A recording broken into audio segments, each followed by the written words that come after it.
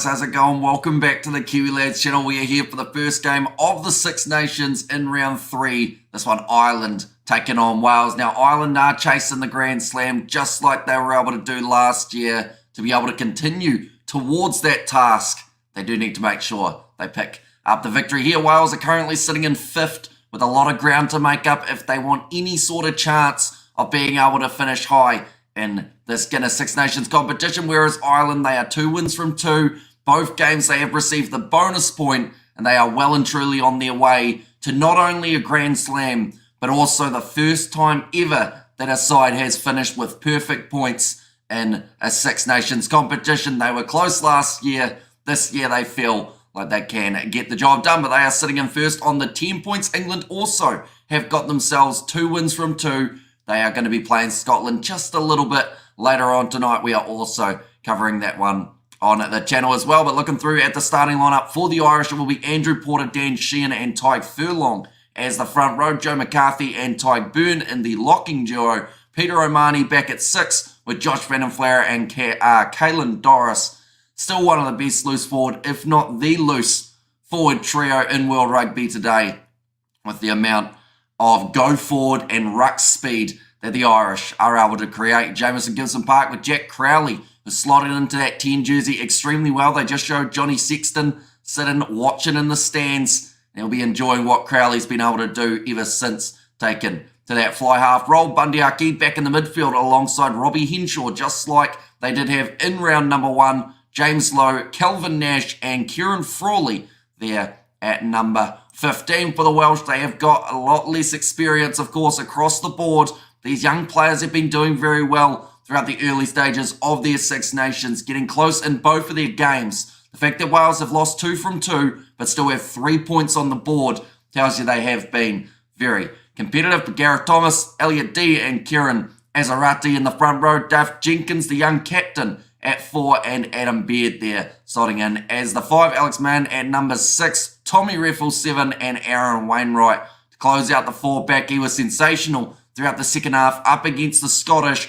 Needs to really up that physicality here up against Caelan Doris and what could be an awesome head-to-head all throughout the evening. Thomas Williams and Sam Costello. He returns into that number 10 jersey after suffering a concussion in the very first half of the Guinness Six Nations competition. Nick Tompkins and George North will be the midfield combo with Rio Dyer, Josh Adams and the youngster Cameron Winnett, who already looks like he could be the future for Welsh Rugby. Fingers crossed that he can have a good performance here, but he would have normally been in a situation going head-to-head with Kieran Keenan, but he's not there. So not quite the matchup that a lot of people thought that we would be seeing. But the 2 games for Ireland, they started their Six Nations in dominant fashion. 38 points to 17.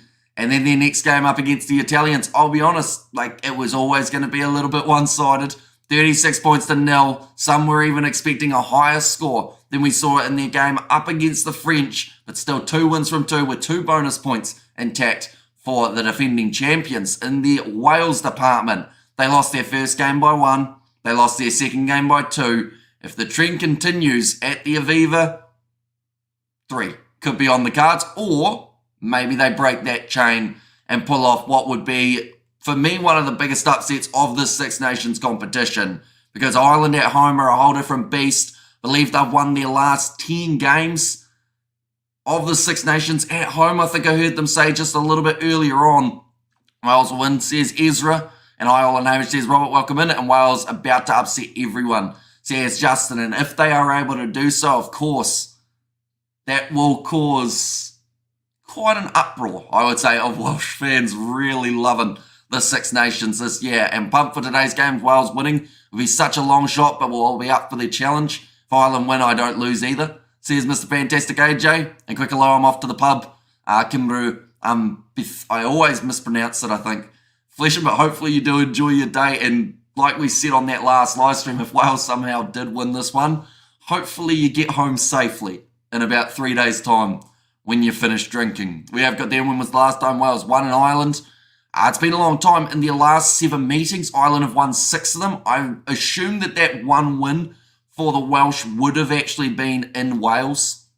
So yeah, it's been some time, but that just, I guess, motivates these young players even more. I honestly think that they could have won both of their first two fixtures. They managed to do extremely well up against Scotland after what was an abysmal first half. They almost fought back, just losing that game by the 1 point. And then in their game up against England, they had their moments. They lost by 2, but they could have almost got over the line. And when is the next 7 series going to start?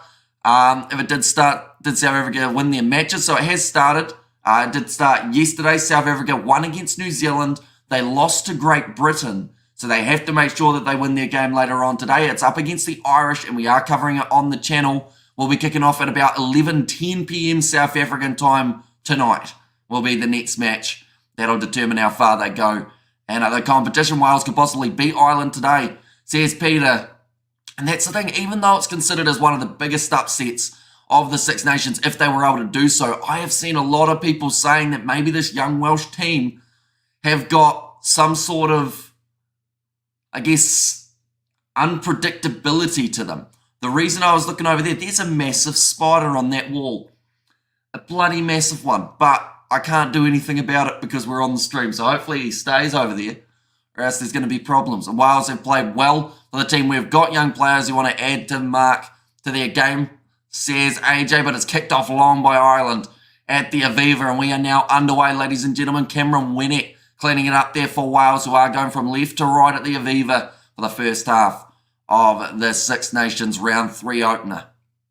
Thomas Williams already making sure that the forwards are in position for this box kick.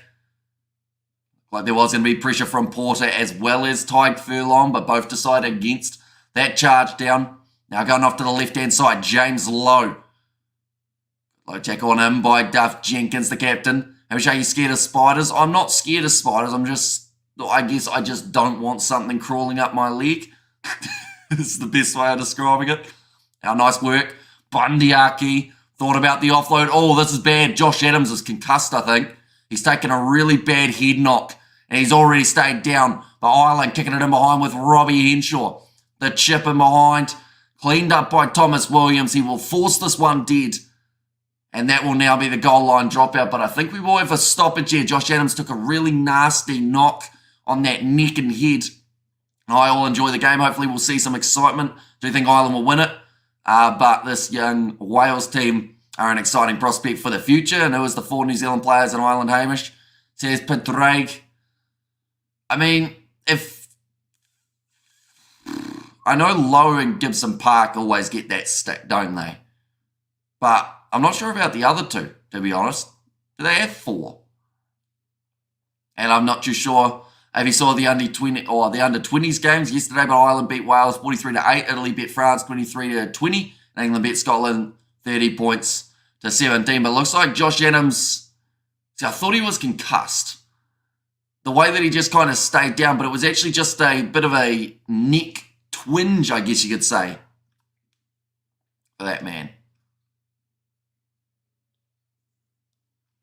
Scoreboard is now working, which is a bonus, but a big goal line drop out there. And the Irish Lions are going on. Says Gianpaolo. Now Gibson Park goes back across to Tyke Furlong. Then Sheehan. Gibson Park again. Going back to Frawley. Going to be joining the line quite a bit today, I would think. Tyke Furlong back to Crowley. This time Tyke Byrne, good offload. To Peter Amani, tackled a little bit high by George North. Connected just around the chin. Now Crowley look for the pass. Doesn't find the hands of Calvin Nash, who has been able to re-get it after the ball did hit the ground. Now Gibson Park going to the short side once more. Getting away to Jack Crowley, who's been crushed by Josh Van den Flair. Get the spider with a cricket ball. It's a good shout. He's slowly making his way around here. And there's a good match so far. Yeah, fast-paced. Oh, it's the first knock-on, though, that we're going to see. Although I think maybe Wales, yes, they do manage to get the turnover with Tommy Reffel. Going to shift this one out wide, but instead will be held on to by Cameron Winnett, Thomas Williams to the right-hand side. And some good phase play early on from both of these teams. Looked like they were going to go for the kick there, Wales, but they will hang on to it, and they'll go back for another penalty this time. It's actually going to be offside. The new Welsh captain seems to be finding his feet game by game. Very good player. So here's Peter, and yes, second youngest in terms of youngest ever Welsh captains. What type of spider is it? Doesn't look like you're scared. Says Monet, I think it's a whitetail, which is like the only slightly dangerous spider that we got in New Zealand. Like, we don't have any redbacks, and we don't have any of those big ones, tarantulas and all those ones that overseas places have. We've just got the old whitetail. He's slowly making his round around the roof. He just wants to watch rugby, I think. He's on the wrong side, though. He's got to be over that side to be able to see it. Good morning, says Pads and Blades. Welcome in. Big throw from Elliot D. Nicely taken by Aaron Wainwright. Back across for the Welsh. They have to make sure that they are aggressive early on in this game. They can't afford to allow Ireland to play their regular structure. And whitetail spider is nothing. Says Pads and Blades. But yeah, like, they're the only spider that will bite you here in New Zealand. That's the penalty in the breakdown. Bundyaki, I just mentioned they can't afford to let Ireland play their game. One of the brilliance of this Ireland team currently is their ability to get the turnovers in a breakdown. Ash, have you seen the rugby logo? Which rugby logo are we talking? Like Ireland's rugby logo or just rugby in general? 4 minutes in, and Bundyaki was missing from that last game. Certainly isn't missing from this one, already getting that early turnover for the Irish. In front of the Aviva as well. Every time you get into that breakdown, the crowd just cheer that little bit louder. The referee looks with intent just that little bit closer to the breakdowns. Now Dan Sheehan, man, who's been in some tremendous form, gets it into the line out. It's claimed by Ireland. Now James Lowe tackled well. Still driving his legs there. I think Nick Tompkins was trying to take him down, but they probably made an extra 3 or 4 metres in the process. Now Crowley goes across to Frawley. Going to be another advantage, this time against the Welsh. It's a decent sized spider. Why is he coming down here though? He's actually decided to make a little bit of a change in trajectory straight towards me. Nick Tompkins. Frustrated. Thought that he might have been able to get in there and win the turnover just like his opposite number, Bundyaki, but it did not happen that way. And sounds like Ireland are actually taking on the early 3 points. Maybe a show of respect towards the Welsh here.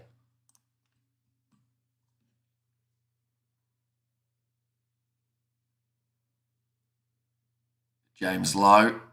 Yeah, so they actually called that as high from Nick Tompkins over the shoulder. Trying to hold him up as well for the rolling maul.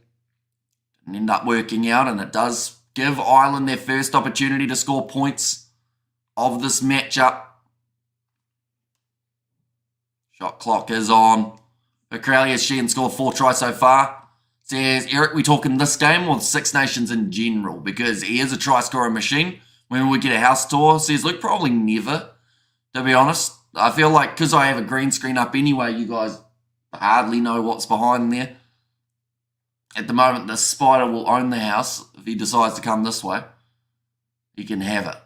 That is going to be kicked over by Crowley, making the score now 3 points to 0 in favour of the Irish after only the 6.5 minutes. That will make Andy Farrell very happy, although he forgot to smile about it. Crowley, the way that he has taken to that 10 jersey has been extremely impressive. Just straight into it. I know where Hammy lives. And in the Six Nations says, Eric, I think he's on a few. Am I correct in saying that he hasn't got a hat-trick yet, though, in the Six Nations competition? He's been close. I think he's got 2 and 2. Maybe, if I'm correct. Nice quick hands from the Irish. They're inside of the 22, so more than likely we'll look for a clearing kick at some point, and this time it comes off James Lowe's left boot. Doesn't find touch, though. That is a rare mistake from James Lowe off the boot. Now Wales will have the attacking chance. Nice flat pass to Daft Jenkins. Doris went for the turnover, couldn't quite get over the wall of Welsh defenders in the breakdown. Now Porter, though, he's in there, and they win the penalty again, Ireland. They just look so efficient at getting on the ball and getting those turnovers. I don't know where the Welsh clean-out was, because Cameron Winnett No offence to the guy, but I don't think it was his job to try and get rid of Andrew Porter in their breakdown. Andrew Porter probably weighs about 1.5 Cameron Winnets. We need prime Josh Adams back who scored tries for fun. Says Luke, and you might as well name it. Says Robert. And why are we up at this time? Says Bad Blaze. Well, anytime the Six Nations is on, we always wake up at these random hours. I've got to say, though, this weekend is absolutely destroyed in terms of the hours that we're going to be live streaming. These two live streams for the Six Nations finish at 7:45. The next live stream that we do starts at around 10:05. So we'll be running off about 90 minutes of sleep for the next maybe 24 hours after already being up for about 24 hours already. Dan Sheehan, nice bit of work there. Now Andrew Porter. Give the spider a name, please, says Pads Ablaze. Well, we'll accept recommendations. Hey, he's back on the road. He had the pit stop. Oh, he heard me. Now he's coming back. It's going to be going back for the penalty. Bundy are key frustrated there. The Welsh, they were offside. I think Ireland saw that as the perfect opportunity to be able to get themselves yet again another try in this matchup. And yes, cool, says Robert. This time, the Irish will be kicking this one for the corner. They've got the early 3 points, but they want to chase the Grand Slam at the end of the day. And by doing so, they also want to chase a perfect Six Nations, a total of 28 points on offer. Now, people get quite confused when you say that because 25 points theoretically is how many they can get from their games. But if you win every single match, you get an extra 3 points. It's a bit of a weird system because at the end of the day, if you win every single one of your matches, you're still winning the Six Nations anyway. But it's like a little, what would you say? It's kind of like getting a piece of cake and then someone just chucks a little bit more on the plate, you know? They give you that bit of extra. That's what Ireland are looking for. They want more cake. At the moment, they're 5 metres out from the line and their rolling ball's been dragged down. Wales will get the scrum. So no cake yet. And Ireland need to start opening that chasm in quality already. Found myself annoyed their World Cup performances. Says Mystic Novel Bro. And that's the thing, they've talked about it. Ireland compared to France after the Rugby World Cup, whole different ballpark. Because we saw the French players, they went straight back to club rugby. They also looked like they were just slightly defeated after that quarterfinal, whereas Ireland, the complete opposite. They just got back to work after a rest, and they're still looking like a real top contender. They've got a 2-match series up against the South Africans. That will be taking place later on in the year. You win every game and not win the Six Nations, given the points allocation. That's why the extra points are awarded. Yeah, it's true, actually. You could get a lot of bonus points. I mean, Wales are sitting on 3 points, and they haven't won a game as of yet. They did lose one game by 1, the other game by 2. Imagine winning every game and not winning a competition because of points differential or like some sort of little technicality. I can see why they've done it. 11.5 minutes gone in this one. We have got another scrum this time for the Welsh, 5 metres out from their own line, not easily disheartened anyways, or at least not anymore. It was quite sad to see France like that, says Mystic Novel Bro. Yeah, and their first game up against Ireland of the Six Nations was just, like, it just didn't look like France. And I don't want to, like, insult any other team saying that they looked like they were playing like them, but they just, yeah, it was just missing something, the spark, that passion for the French, which is something that normally drives this French side. And come on, Ireland. And also, Ireland got some fight yet, says a Mystic Novel Bro. You see my messages, Pants Ablaze? Harold the Spider, I assume you are talking about. He's making his way down the wall. He's kind of he's making his own path at the moment. That's going to be another penalty against Wales. These are starting to hurt. 3 in a row in the breakdown. They have been penalised for. You can win every game and score 4 points per game. You can win 4 games scoring 5 points and get 2 points for losing the game, hence the extra for 5 wins, says Akardis. And agreed upon is missed. And Luku is slow. And I see you looking up at the ceiling. Just kill the spider when it's half time. It might take a bit of killing. I think I'll need like a baseball bat or something. Might put a hole in the wall trying to put him in the ground. 13 minutes gone. Dan Sheehan now going to be going for the kick here. Well, he's not. He's going to do the line out. I got a bit excited. Crowley, of course, will be the kicker for today. Already sitting 1 from 1 for this Irish team. He's quick. Not the Irish ruck speed at the moment, that Spider. I never knew you were a killer, Hamish, says Luke. Yeah, no, I'm probably not. He's too high up at the moment. I can't reach him. Although we did lower the ceiling, so I might have more of a crack. But Jameson gives him Park. Now goes off to Tide Furlong. To the left-hand side. Nice step there from Andrew Porter. And Crowley. Just short of the 22 for Ireland. Crowley again goes to Frawley. Waikato pass to Calvin Nash. Didn't have a huge amount of space to work with, but it's a good tackle made by Rio Dyer. The Irish up to 8 phases. Good physical tackle around the bootlaces from Gareth Thomas, and he wins the penalty for the Welsh. Not releasing penalty against the Irish. This has been quite a heavily penalised breakdown, I would say, throughout the first 15 minutes. Amos, who are you supporting in this match?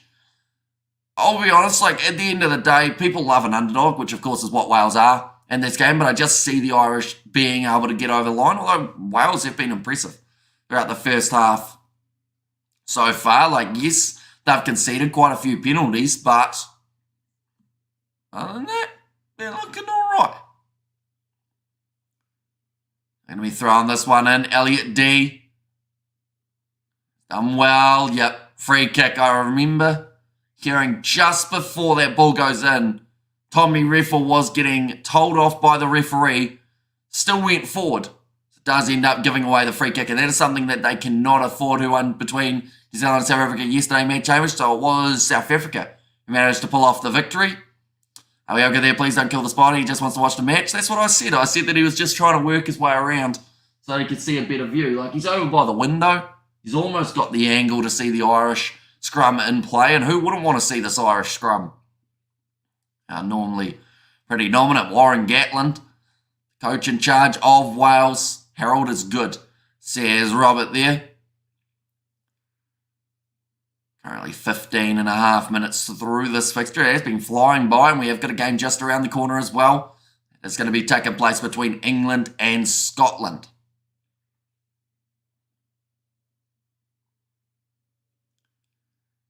A ball fed in by Jameson, Gibson, Park, massive Irish scrum. They win the advantage. Now Bundyaki inside ball. Goes off to Crowley, but the space was shut down pretty well instantly by the Welsh. And their defence throughout that game up against Scotland, throughout that second half, was a lot stronger.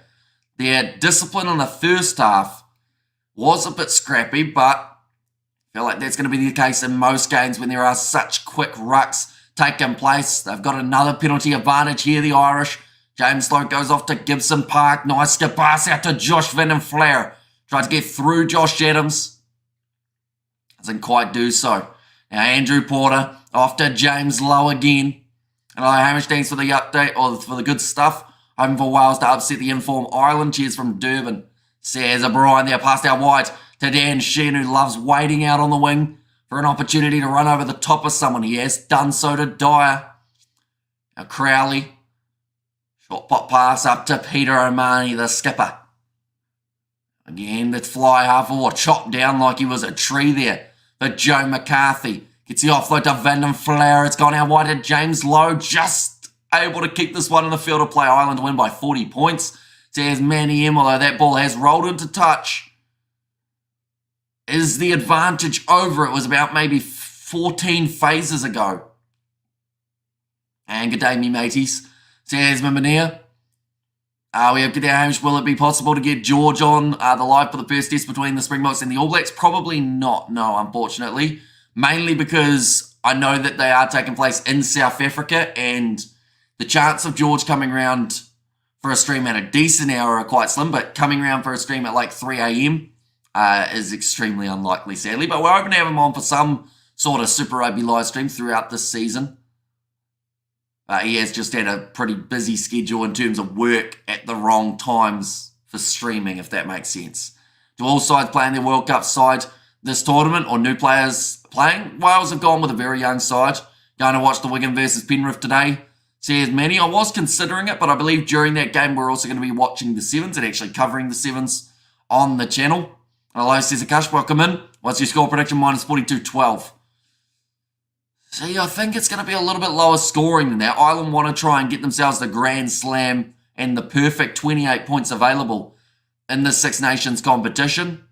Oh, a bit of push and shove there. It's going to be the young number 6, Alex Mann there. Peter O'Mahony having that ball almost with his fingertips, but just out of reach. Wasn't able to gather it the way that he required. I feel like that's not a bad thing. Alex Mann, a little bit of push and shove, just getting fired up, and sometimes that's what some of these young players need. They need to feel like their backs are against the wall. That's where they start fighting. And Wales at the moment, possession-wise, they've had 27%. So they need to start fighting, get that ball in hand just that little bit more. The scrum will be the perfect opportunity to do so with Thomas Williams just outside of their own 22 here, Wales. Who's the referee for this match? I believe it is... I recognise the bloke. I think he's not Georgian, is he? I think he's Italian, maybe. Did he have a haircut? I did a few days ago, yeah. It's because I was going to a wedding. Thought that I'd try and tidy myself up, which did not work. The barber, I think he didn't like me because he took a massive chunk out of the side of my hair. So I had to try and manipulate the hair so that it didn't look like I had a haircut from a 5-year-old. And Warriors 134, 22 over the Dolphins. Will Jordan out of the Super Rugby through injury, says Manny M. He certainly is. So the Crusaders, they've got a big injury list at the moment, and having Will Jordan on that list makes it that little bit more challenging. But we are currently 20 minutes through this game, ladies and gentlemen. And Ireland once again have got themselves the rolling maul opportunity. They're only 5 metres out from the line. Gibson Park calling in reinforcements, getting low, and Bundy are key in there. And Piardi, the French referee, says the Blues, Nate. Dan Sheehan scored a lot of tries throughout the Six Nations. He's got himself another one. And Ireland have got themselves the opening try in the contest. Ireland way better with the ball in hand, long time. So I can't name all the Welsh players. What has gone wrong with the game in Wales, says Dennis. Well, it's not so much that anything's gone wrong per se.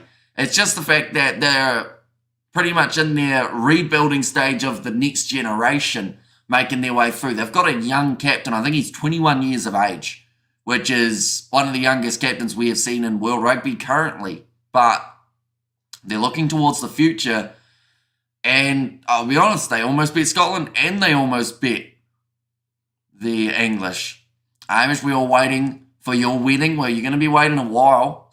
I can tell you that right now. Our Wales are really hanging on there. I think we can easily put 50 points on them, says Barry Power. You think the All Blacks will struggle without Will Jordan? I think they'll find a replacement. Whether that's going to be Sean Stevenson, whether that's going to be Zahn Sullivan, since I'm pretty decent form. Johnny Sexton didn't even crack a smile when Ireland got themselves their first try of the match. There was a fly on the back of Frawley's shirt, but someone just brushed it off for him. That is real teamwork from the Irish. The Welsh clubs are a shambles, to be fair. Yeah, their club rugby has struggled a little bit more. Like, internationally, I wouldn't say they're in a bad place at the moment. They're certainly in a unique situation compared to a lot of other international rugby teams. Kick is good from Crowley. That'll make the score now 10-0 for the Irish after only the 22 minutes. Fantastic start to the match. Dan Sheehan at the back. You just can't stop him unless you drag it down illegally. I think that Peter O'Mahony was actually up in the air. He's getting lifted by one of the Welsh players, and it still didn't slow down the rolling maul. Now it's kicked off long by Sam Costello, a man whose name I think I only said before the match, saying that he was coming back from injury. Another high-scoring game tonight. Come on, Wales, double digits. Says Blues Nate. Yeah, their first game they were 1 point behind. Their next match they were 2 points behind. This match, 3 points might be a big ask, not moving away in the breakdown. Again, the penalty does go the way of the Irish. And hey, mate, says Beats Blaze. The ref is Andrea Piardi, and he is Italian. Says Monet Lagrange. But 7 penalties against the Welsh throughout the first 23 minutes.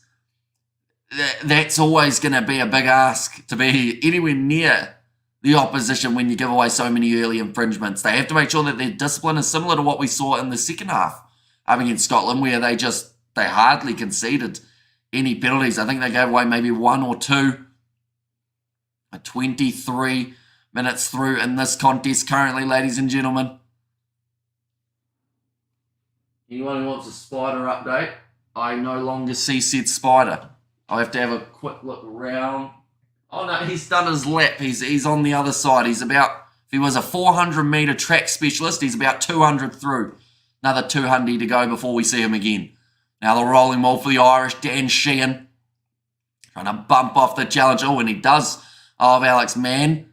Working the breakdown from Elliot D, but just not quite as impactful as he wanted to be. He has about 4 Irishmen all hanging on to him at the moment, which makes it tricky. Wales need to be more disciplined, although in their defence, about 3 of those penalties have been Ireland managing to get the turnover in the breakdown and just hanging on. So like a not releasing penalty, even though it is a penalty, I still see it as a slightly different penalty to give away than a high tackle or hands in the ruck or anything along those lines. Only 9 in the other 2 matches, says Barry Power, and also Ireland and Coy Big, says Adam Kennedy there. Go on, Harold, says Badsy.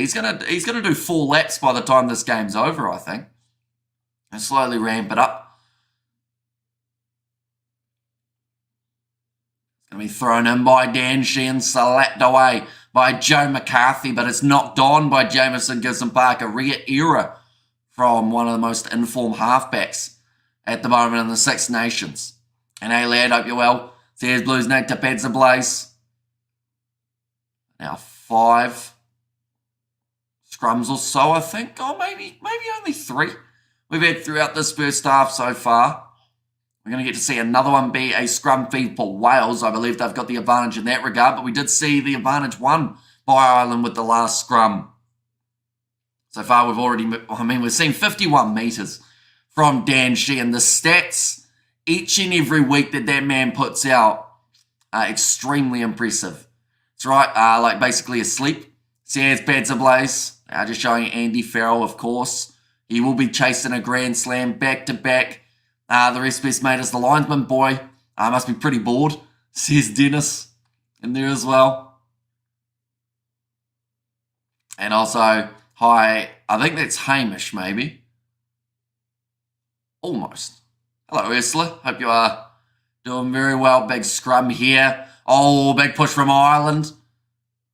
Oh, and Wales have been penalised for not putting the ball in. I think that they were a little bit hesitant to put it in as Ireland looked like they were already going forward. A heavy rain warning has arrived. Says Pads Ablaze. We got some weird weather at the moment. It was raining yesterday. It wasn't supposed to be. And then just a massive wind hit. Do you have those evil spiders like the Aussies? Nah, we're timid over here. Like Australia, landmine. You know, overall, you could step on a snake, you could step on a spider, you could step on a crocodile, you could step on a child. You just got to watch out in front of you. Whereas over here, like, you might stand on a bee and you go, oh, that hurt a bit, but that's about all. Now, if you're allergic to bees, different story. Dangerous. But I'd rather stand on a bee than a snake. Now, I feel like snakes, they're a bit ruthless. Where are their legs? But now, scrum feed for the Irish. I think I'm in a sleep-deprived mood, as you guys can probably already tell. That ball's come out the side, but Jameson Gibson Park cleans it up. He's got numbers on the left-hand side. Passes out to James Lowe, who almost ended up fumbling it. I think Robbie Henshaw helped him take that one to ground. They said the Spider did 200-metre sprint. Hopefully the Spider doesn't do a dance. Says Mono Lagrange. And also, them Eastern Browns in Aussie. Says David. Is it a big spot? It's like big for New Zealand, but not big in general, if that makes sense. Spider, we're talking. Hi, Amish. How are you? How's it so far? Just joining you from Cyprus, sunny days. Says Ursula. So we're currently 28 minutes through. It's been flying by. But Ireland just starting to find their strides. a little bit more. And yeah, I think that they've got the potential to get themselves the bonus point in this game as well. And just continue moving forward towards a perfect Six Nations. They're pretty close to 90 degrees, 30 degrees Celsius here in South Africa. Pretty damn hot, having an ice cold white wine, says Stefan. Sounds like a pretty good choice. I've always been confused about whether or not you should chill your wine. Like whether it's best to have wine cold. Like on a hot day, definitely it would be better cold. But like, yeah, I don't know why sometimes you can have it warm and sometimes you can have it cold. I'm not much of a wine drinker.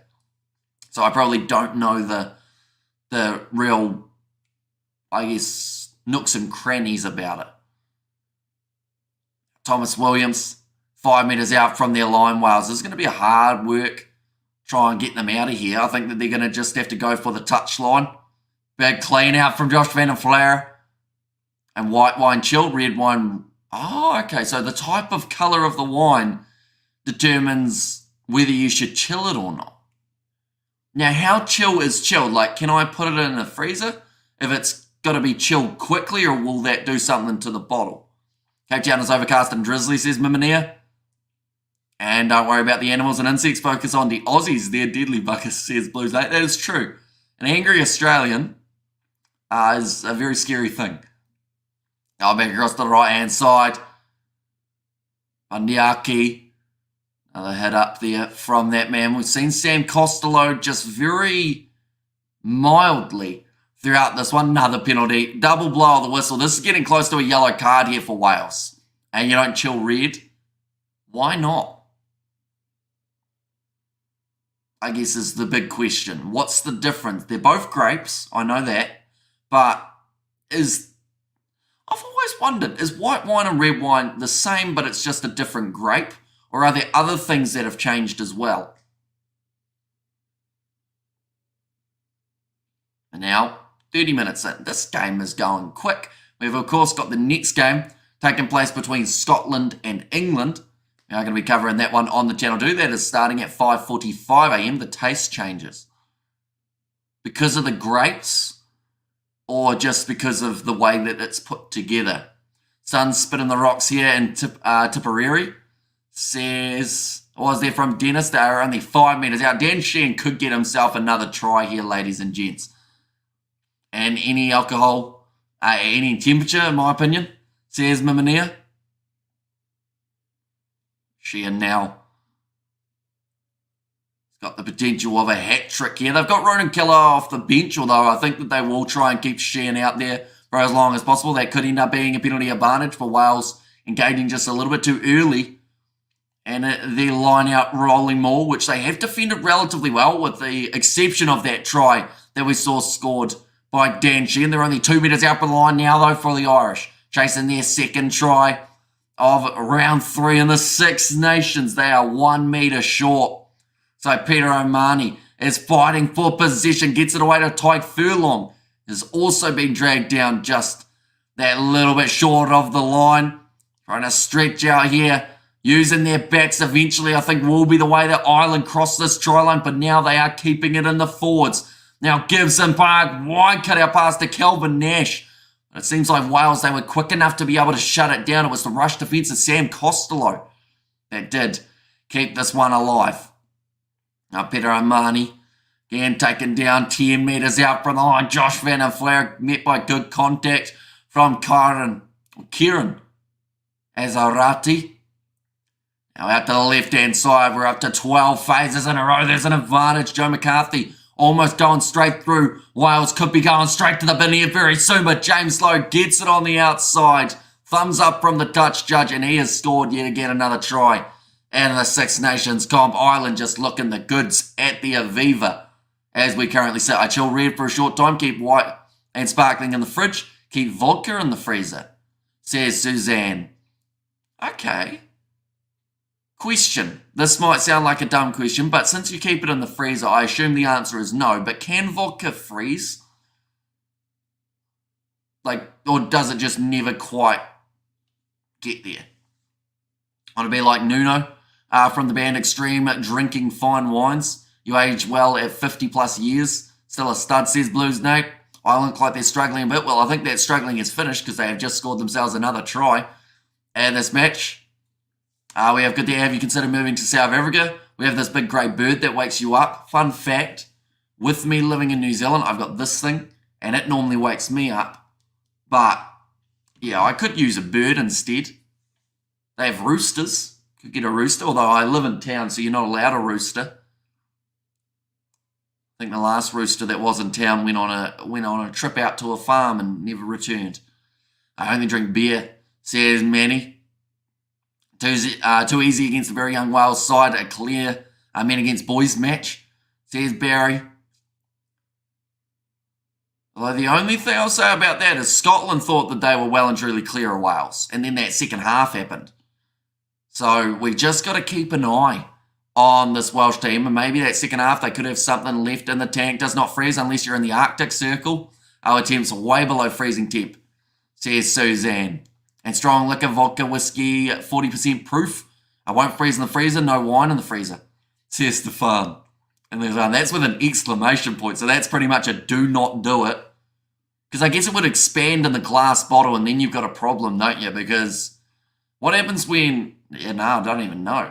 If you had glass in the freezer, I feel like it wouldn't end well.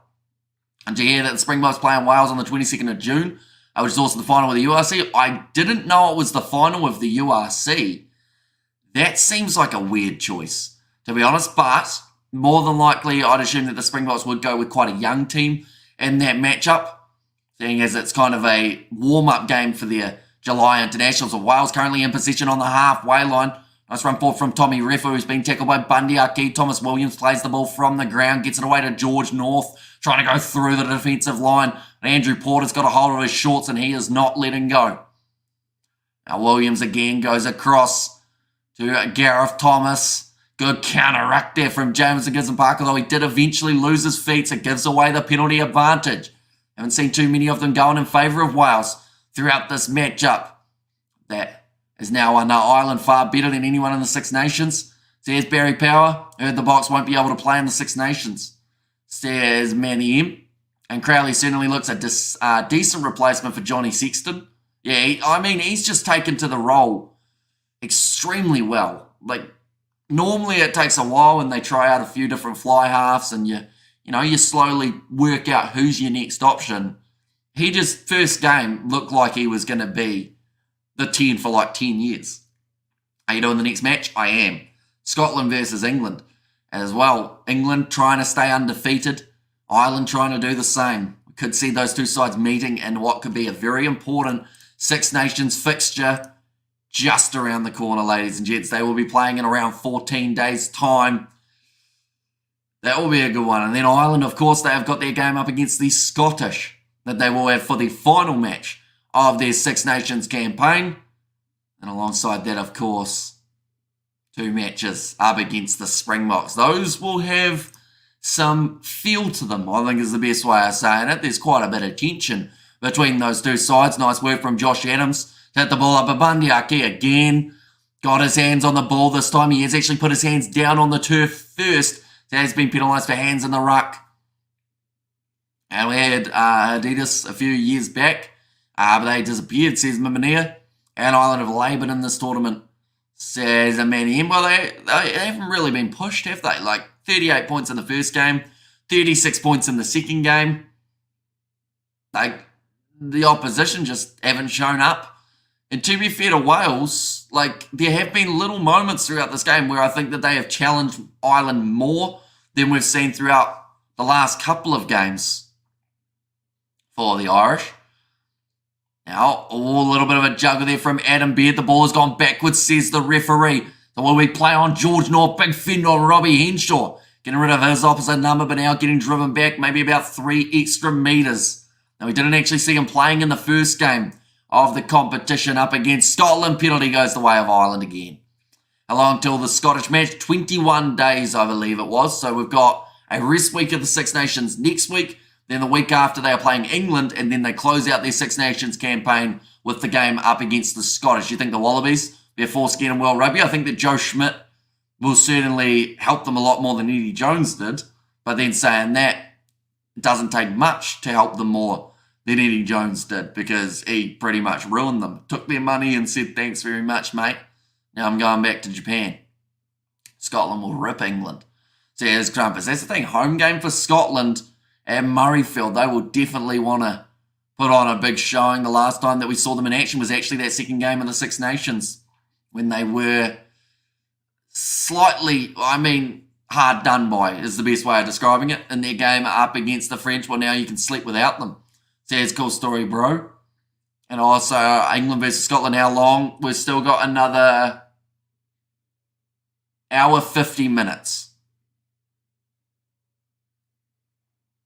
Yeah, hour 50 minutes till that game starts. That seems like a long way away. We've got 2 minutes remaining in this one. This has actually been a really free-flowing half of rugby. In fact, one of the quickest halves of rugby I think we have seen in recent times, if it continues going this way. We're currently 38 minutes through. Game only probably kicked off about 41 minutes ago. So, yeah, really, really good stuff from both of these sides to keep it free-flowing and keep the game alive. And now Thomas Williams going off to the left-hand side. Nice quick hands, but the ball's being dropped by Adam Beard. He wasn't expecting it. And while Ireland continues with excellent forms, the French on vacation in Fiji. And get out of the freezer fast before it busts. A shame it happened. Or shame if they haven't and just drink it. Says Dennis. Oh, to clarify, I don't actually have any alcohol in my freezer. But I do have pizza in my freezer. Tell you what, ladies and gents, if you get Pizza Hut pizza, you can freeze it. It's good for a while.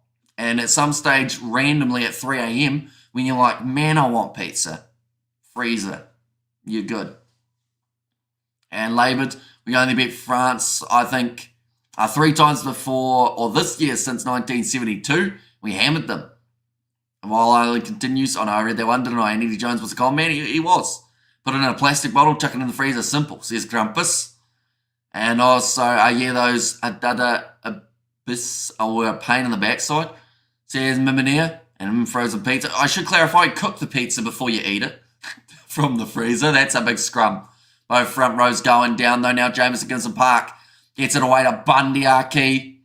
And the Australian side is hard at their home. If you South Africa is probably with Australia even when they suck, says Cool Story Bro. Ireland playing the Springboks twice and then New Zealand at the end of the year. It's pretty tough for the Irish. Says Morning the Grange, but yeah, they were more than up for the challenge.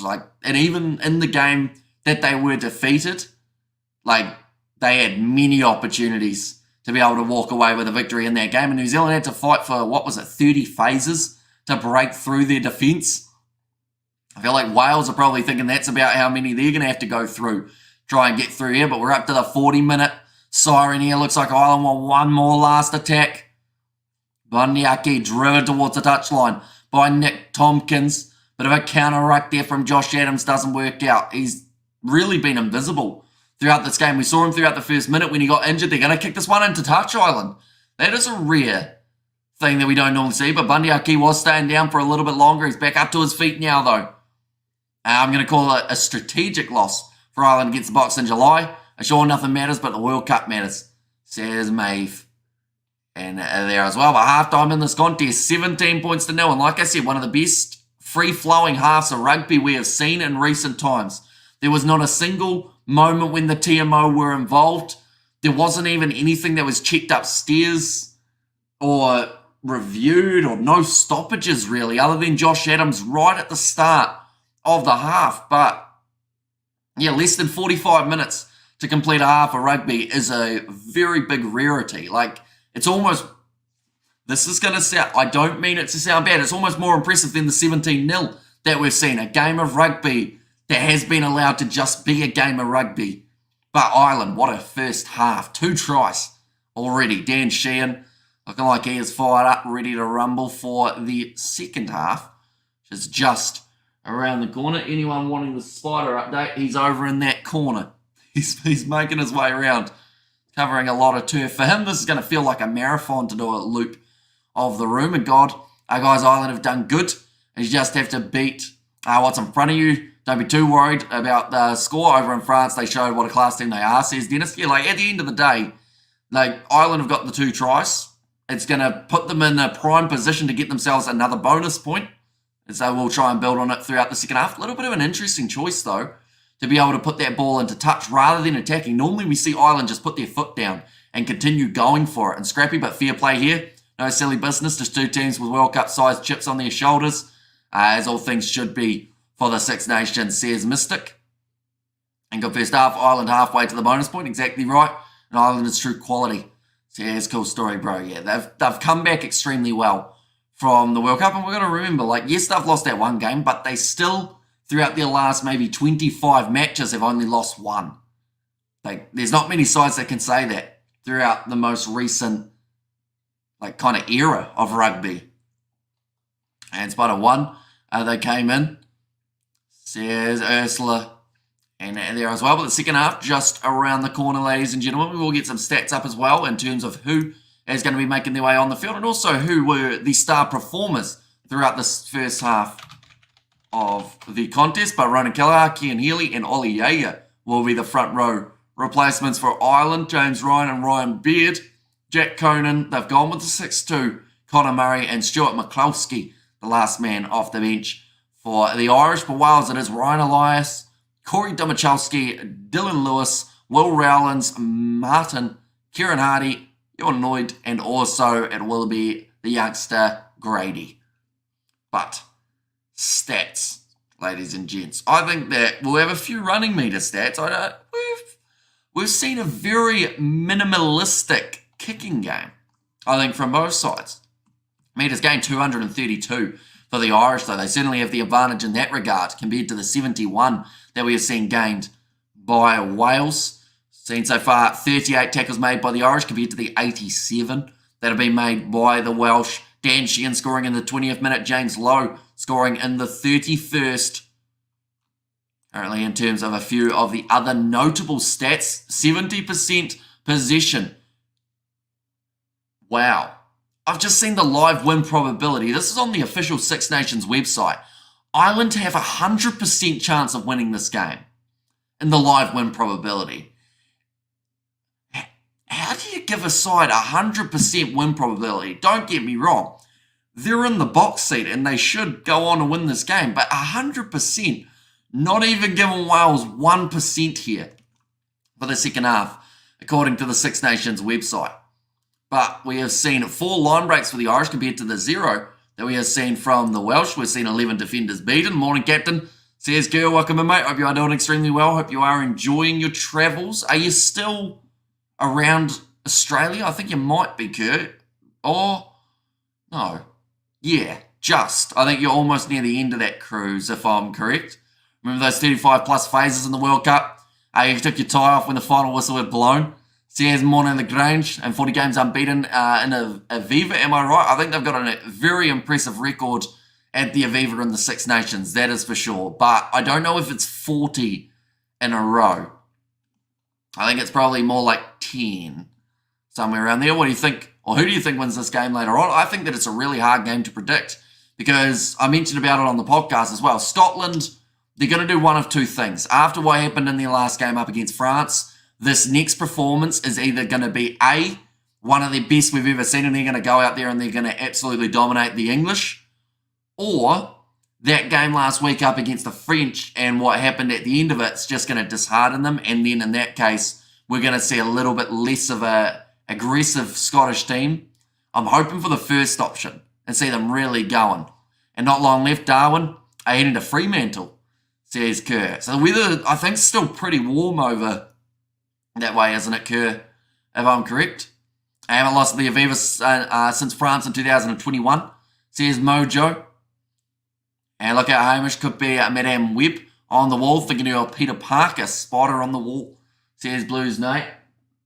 He's found a home in the corner. I think he's confused at the fact that he can go both ways, in terms of the corner, that is. That's the way rugby should be played between. As for the spider, looks like he's got better speed than most of them lads for the Welsh side, says Dennis.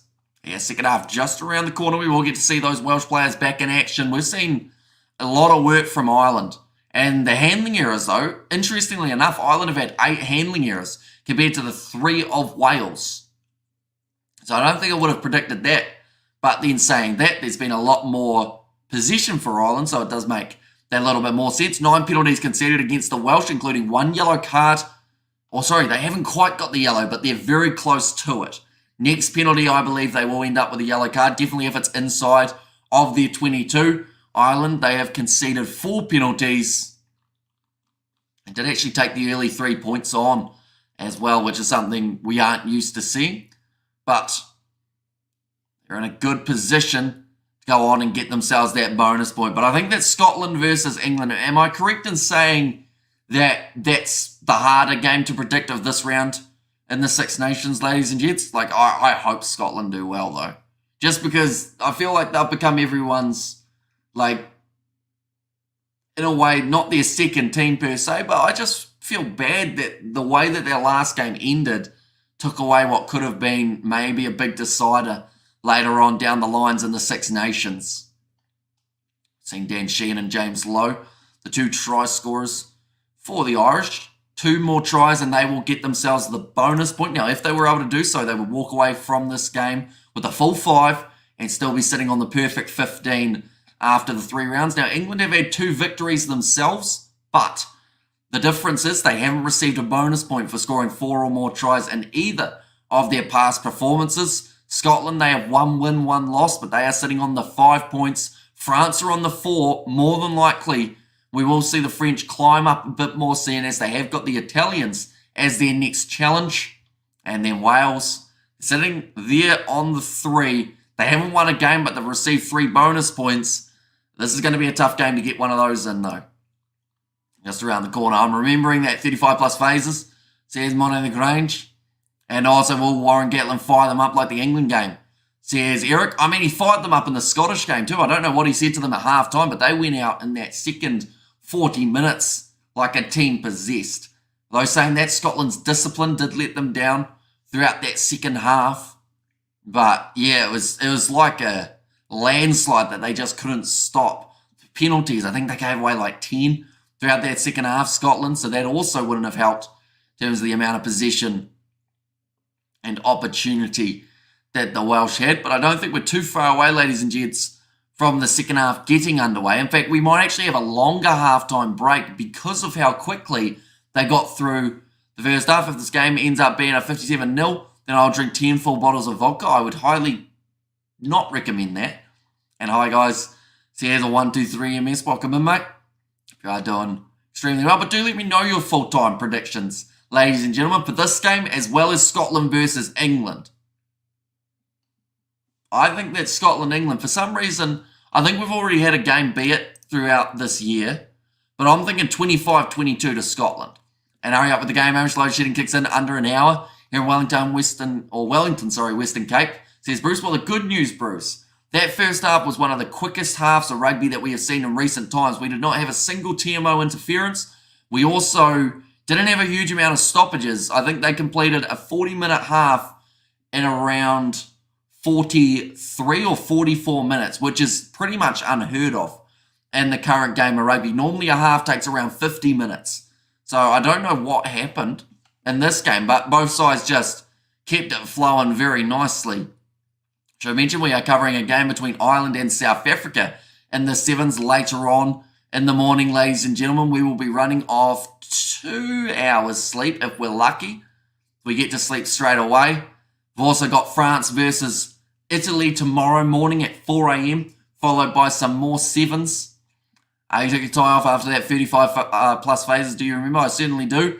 And Scotland, says Krampus there, and 33-29. But can we just say, says Kerr, this is building suspense, Kerr. Canes. They did very well. That game up against the Western Force, I'd heard a few people say that it could be close like it was last year. Nah. The Hurricanes look really strong, and I think they're still top of the table at the end of round 1. Yeah, they are. Sitting at the top of the bunch, Kerr. I have to get on the Kane shirt, won't I, during the week. And what are the changes to International 2026 coming in? They are looking to bring in some new big competition. I think that's going to be coming a little bit prior to 2026, though. We've seen a few rule changes lately that might end up substantial later on. And mine's at 8 p.m, Bruce says Miminia. And for this, I got 31-28 to Ireland and 25-21 to England. Says Luke and Ireland strong bench for the bonus point. Says Ben, yeah, their whole team, in terms of that 23, like going with the 6-2 split as well is going to tire out the Welsh later on when Ireland bring on those three kind of loose forward and lock replacements. It's going to be a hard day at the office. But Wales, throughout their last half, up against Scotland, they did look better. And actually in the second half up against England, they didn't look too bad. New Zealand has 0 snakes. Says Crumpus, yeah, I think the only snakes that we might have are in a zoo, if we have snakes in a zoo. Spiders, like I said, compared to Australia, like, we have nothing here. Crocodiles. Although it is alligators in Australia. No, that's more Florida, isn't it? Crocodiles in Australia. Like, imagine going into your backyard and just being like, oh, it's a nice day. Oh, I'll have a look at the lawn. Oh, there's a big 7-foot crocodile on it. Whoopsies, what are we going to do about that? But also, in Australia, snakes and spiders, they like your shoes. Sorry for anyone who lives in Australia at the moment, by the way. I'm probably making you a little bit cautious. But like snakes and spiders, they'll just go on your shoe and just chill there. Then you put your toes in, they're like, oi, this is my house. And then bango, infection. Our trouser snake, that's probably the closest thing we got to a snake here in New Zealand. I mean, our biggest snakes in terms of animals and whatnot, we got worms, but they don't quite do the same as snakes. They don't make the rattling noise. They don't. Do they slither? I don't think. This is something that's always eluded me, ladies and gentlemen. I'm 24 years of age, but how do snakes move forward? I know that they slither, and they kind of, but if I do that on the ground, I don't go anywhere. So what's the difference? That's some likes and people, says Eric. That spider's still in the corner. He's just chilling. And here they come, says Ben here, just about to make their way back out onto the field. So that was about a 13-minute halftime break. This game's going to be finished in record time, I think. If the second half is as smooth as it is in the first, Google is your friend, Hamish.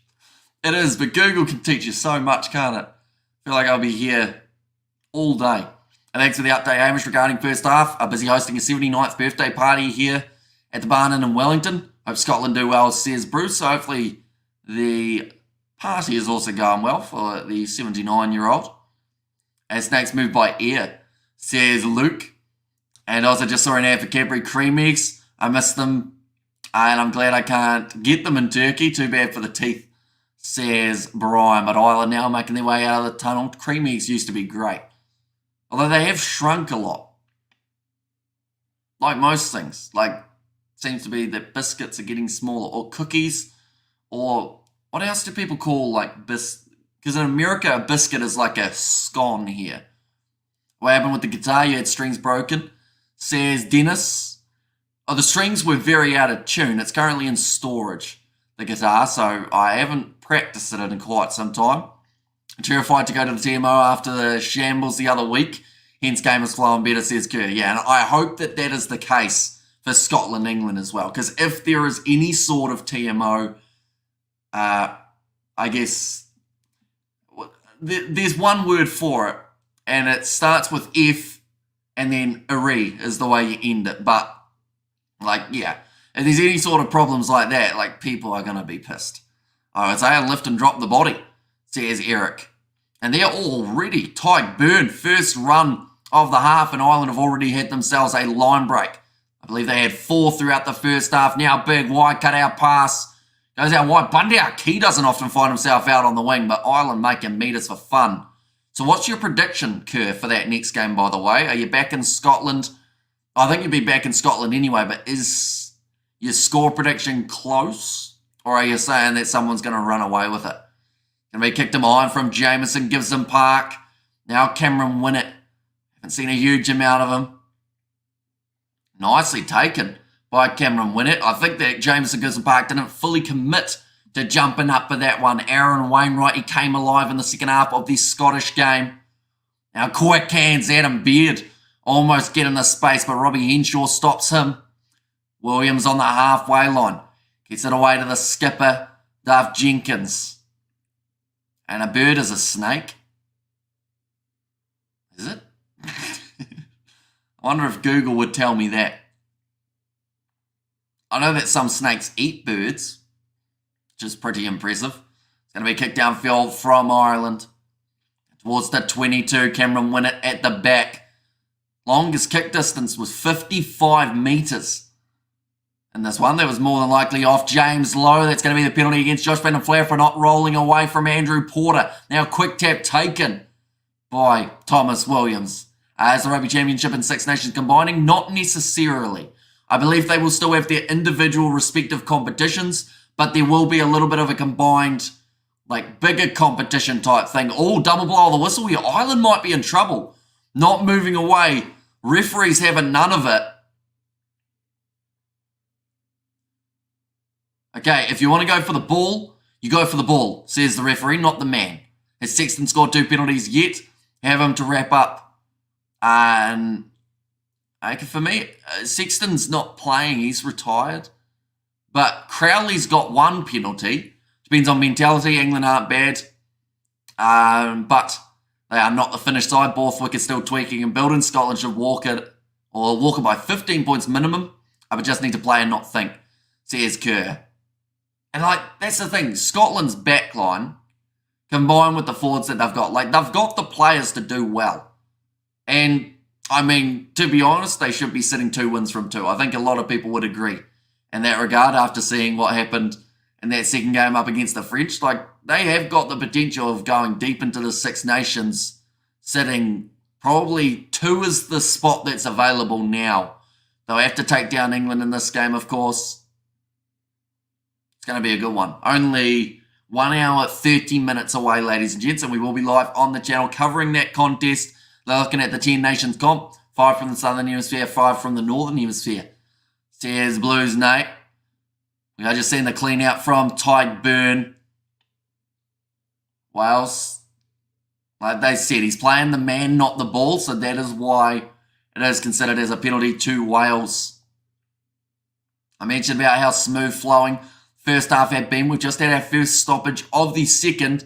Cameron Winnett to get all patched up after getting a cut above the left eyebrow. Yep, he's all good now. Strapped up. It looks like Lloyd isn't too far away from making his way on, although I think he thought he was replacing Winnett there. Wales going to be able to kick this one towards the touchline. They have scored much more points in the second half than they have in the first throughout their Six Nations campaign. Looking to do the same here. They are 6 metres from the Irish try line. And their defence throughout this game, Ireland, just hasn't quite been tested. So this will be a good chance to see them in action.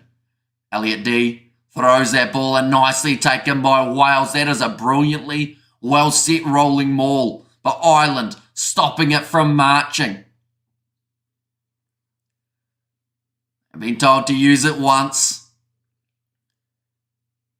Just that little bit closer to the try line. 3 metres out there, down just short, although that might be over.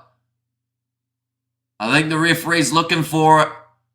Time is off. This is going to be hard. Okay, we're going to get the TMO now. Unfortunately, I think I heavily jinxed it, ladies and gents. The second half's probably going to be the longest half of rugby that we have seen in recent time, but they do want to go upstairs to check whether or not there was a grounding. Oh.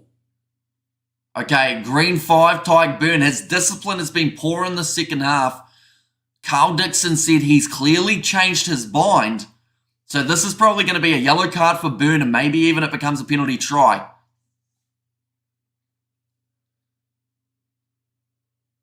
Okay, so they want to see if there's a try, and then they want to see the actions of 5 green. And we'll love Scotland to beat Ireland, but Ireland still finished top. Justice and Ireland winning, and some luck and fortune for Scotland after being shafted several times over recent times. I feel like that would be a fair payoff. I feel like that would give Scotland a huge amount of confidence as well going forward. Now, I don't know if I'm correct in this statement, but have Scotland not announced their upcoming games?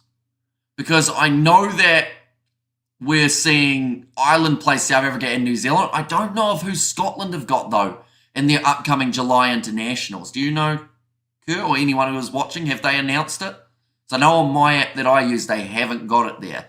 10 Nations won't work. Six Nations Rugby Championship is good because of the traditional rivalries, says Krampus. Right, they're saying if it wasn't for Tyburn changing his bind, more than likely would have been a try.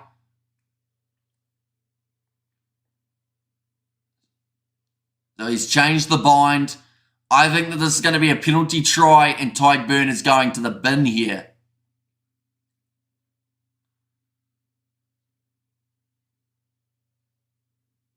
Okay, yep. Penalty try against Tyburn will now be going to the bin for the next 10 minutes. He's been quite, I'm not going to say dirty, but he's been ill-disciplined throughout the second half. Tyburn already given away the 2 penalties, and it's a penalty try. Wales are back in the game. Now, the Six Nations website, they had it that there was a 0% chance of Wales winning this match. I wonder what that penalty try has done to those odds overall. OMG, absolute nonsense from Byrne, says Robbie Inch. And also Europe has huge history, huge battles and wars they settled on the pitch. Now the crowd are quite loud and they're booing. It's kicked off by Crowley. Now 22 metres out. Just trying to work out who Byrne is, because I don't think he's on the field. You're talking about Ross Byrne? But he's not off the bench. And then also you've got, who's the other Byrne? I think Harry Byrne, isn't he? Now, in position on the halfway line, Crowley goes back across to Bundyaki. Had Kelvin Nash with him, but decides to hang on to it. And Italy missed out. Fiji added as the 5th team. I don't know if it works, says Blues Nate. Yeah, I think they've got 2 added teams, and I think Japan and Fiji are the front runners for those 2 other possible teams. McCarthy going across to Tyg Furlong. Through goes Bundyaki. Great ankle tap made by the captain, Daff Jenkins. That probably saved a try. Now Crowley across to Frawley. Tackled low by Tommy Reffel. Currently there looks like there is an injury for a Wales player in back play. And that's it, Hamish. Says Blues Nate. And Ireland are at risk here. They need to hold Wales off. The next 8 minutes are huge. Says Robbie Inch. They can't allow the Welsh to get one more try, because we saw what happened in that game between Wales and Scotland. Just a little bit of hope, and Wales all of a sudden find that next gear. Ireland need to try and shut this down by scoring a try of their own. That's going to be knocked on, though, or at least actually a loose ball. No knock on, but it is in possession of the Welsh. They are just inside of their own 22. Now Winnett has to run it out. He thought about a cross kick, but realised that that might not be the best decision. Now Thomas Williams goes to the short side. Smashed in the tackle by Gibson Park. And Wales doing what they did against Scotland recently. Second win Wales. Could be the latest mythical team variant, says Mystic Novel Bro. A little bit of push and shove there between the 2 ones, Porter and Thomas. Going to put that one up high. Thomas Williams taken at the back for Frawley. An early tackle made by Sam Costello. Quick hands, Dan Sheehan, nice stepping from him, but he's taken down by George North. Only the 10 points up at the moment for the Irish.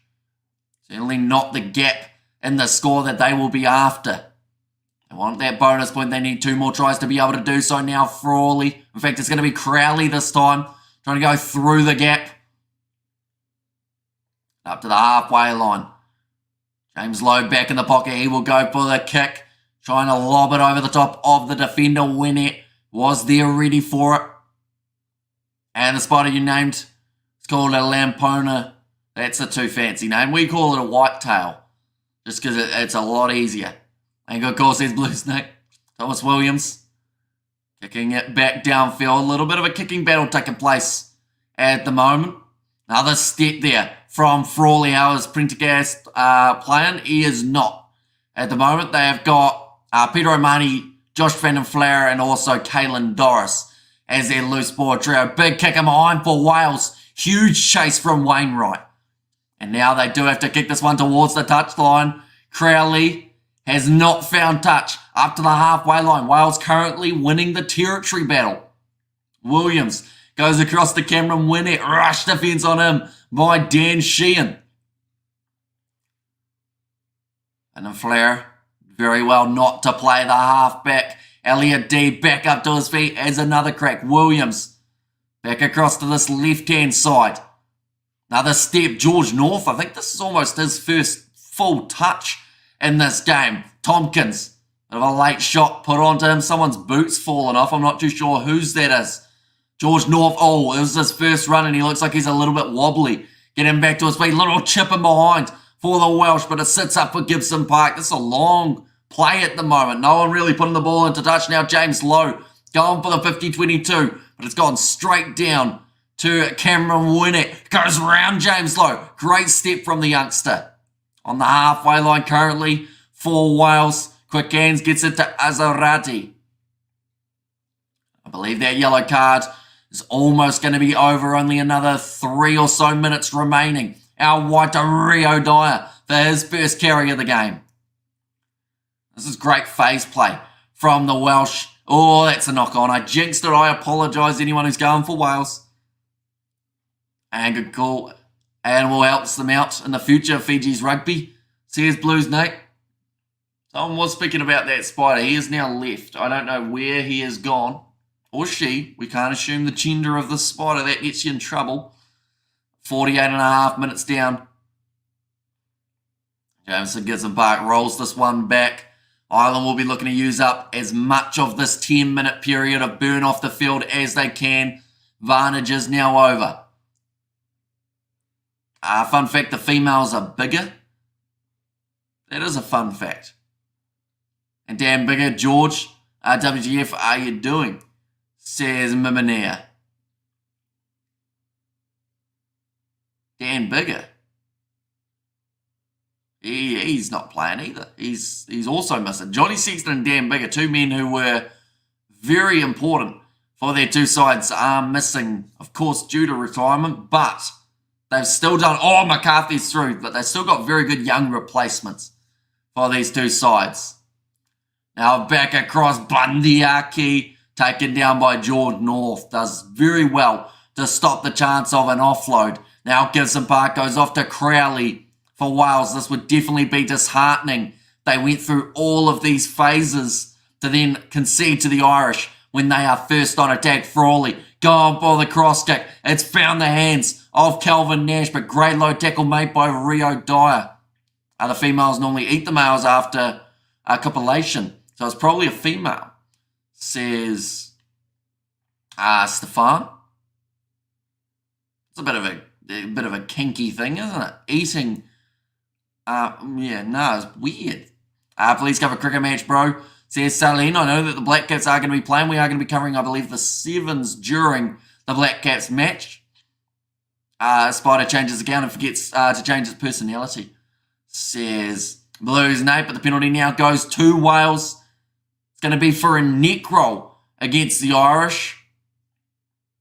And that has been a flat-out play. It looks like, the players all have hands on hips. A lot of guys crouching down, trying to regain their breath.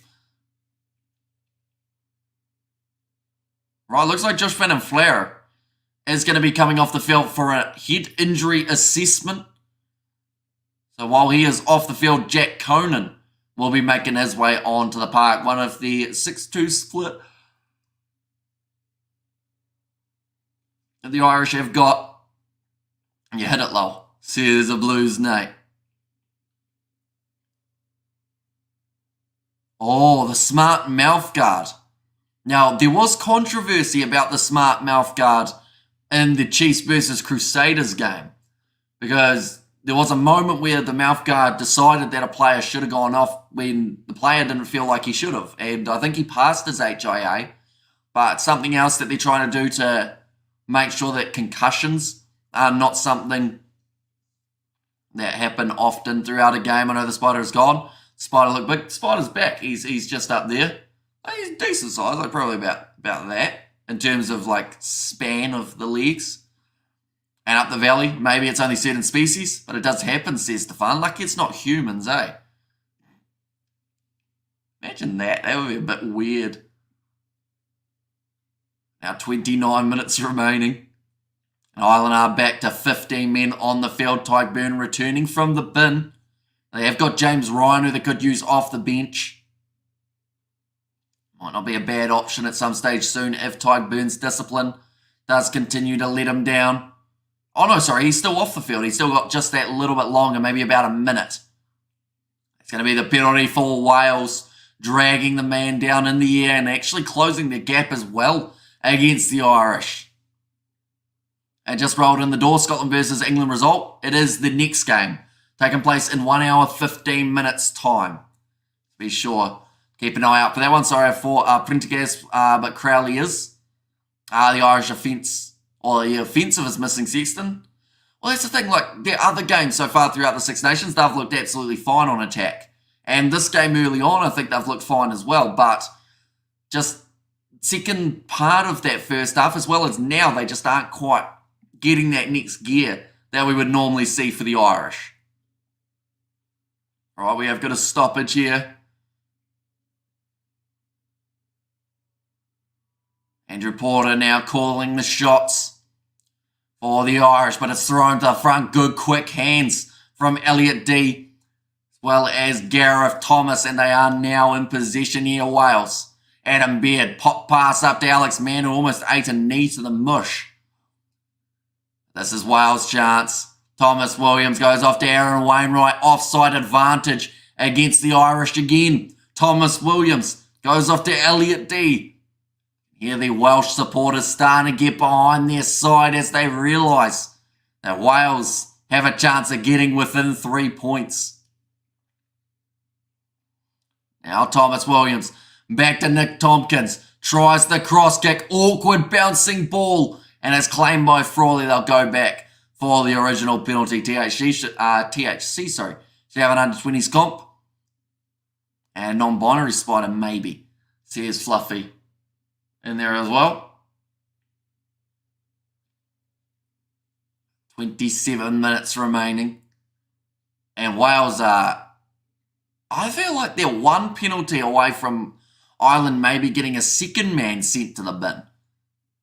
They've gone for the corner. Tyke Byrne now back out there. If he drags this down, it will be probably another penalty try, and he will be off for the rest of this game. So he has to be very careful about how he approaches this one. Ireland have been very poor in the second half so far. It's so frustrating. Says Robbie Inch. Yeah, what seemed like it was going to be an easy victory for the Irish has now turned into a hard trek to try and stay in this contest. Rolling maul for the Welsh. The last one that they were 5 metres out from the line with, they scored.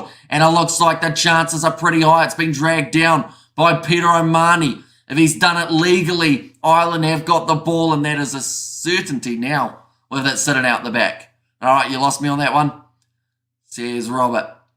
And there as well, but now Jameson Gibson Park puts the ball up high, puts it into touch, but Wales are still only 15 metres out from this Irish line. 54 minutes through, though. There's still time on the clock. And I'll be honest, what looked like a certainty at half-time now has turned into a little bit of a question mark. Can Ireland hold on during this hard attacking period from the Welsh? I think Ireland are testing how poorly they can play and still win. I mean, it's one way of testing out your side, isn't it? They decided that they just want to give away penalties every breakdown. All reinforcements for the Irish. They are now changing 4 players. They have gone with Ryan Beard, James Ryan, Ronan Kelleher, as well as Ollie Jaeger. So they've decided if the guys on the field are getting it wrong, we'll bring the men off the bench. See if they can fix it. Tyke Furlong, his day is done. We haven't seen a huge amount of him. I think that's because of the limited amount of scrums that have taken place, taken by Wainwright. Now Wales getting that one out the back of their rolling maul instantly. Out to Nick Tompkins. Round the side of the breakdown, taking it on himself. He's nailed in the tackle by Porter. On the side of the breakdown, Will Rowlands, another man who has just made his way onto the field. And immaturity on the Irish side, they are rebuilding.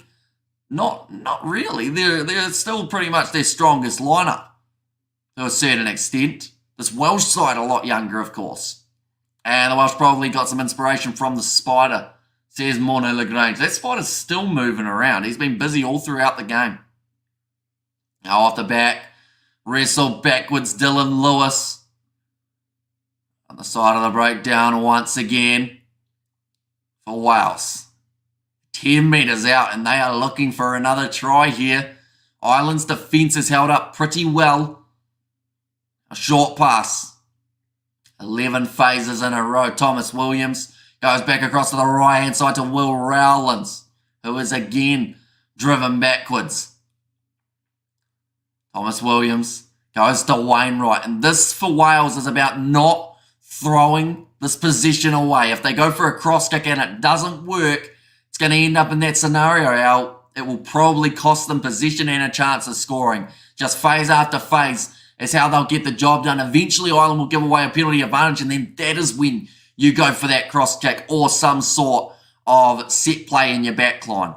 Tommy Reffel, 15 metres out. Williams looks to the right-hand side. Only 19 phases in a row for the Irish. Another 10 or so, and it will feel like a throwback to the quarterfinal of that World Cup. And Ronan Kelleher wins the penalty for the Irish. Gets on the ball. It does relieve that pressure. I think Ireland are starting to become a bit bored and complacent, says Kerr. And that's the thing. They've still got 24 minutes remaining. So if we end up seeing one more Irish try, they're still more than capable of getting that bonus point, but it's whether or not they can stop the Welsh momentum that we've just seen. Useless fact to calm my nerves, my dad made custom mouth guards for Humphreys and other Ulster and Irish players in the 90s and the early 2000s. Never met them, but was starstruck when I saw their dental costs in his lab, says Maeve in there as well. That's a bit of a fun fact. Mouth guards, definitely with the technology now, must be quite technical. Penalty Ireland, says Brian there. Oh, they have got themselves the line out with Ronan Kelleher to throw this ball, and it's gone over the top. A little bit of a mishap for Ireland, but it does sit up for Crowley, so they are still in possession after the handling error. Tyke Byrne crashes forward at Will Rowlands. Surprised that they actually made that change of Ryan Beard. And I think they also brought on James Ryan, but that might have been for Joe McCarthy, so they've decided to keep Tyke Byrne out there. Are they starting to put electronics and mouth guards to monitor head knocks? They certainly are. A big article today on mouth guards, actually, the use of chips in them to gather data, says Kerr.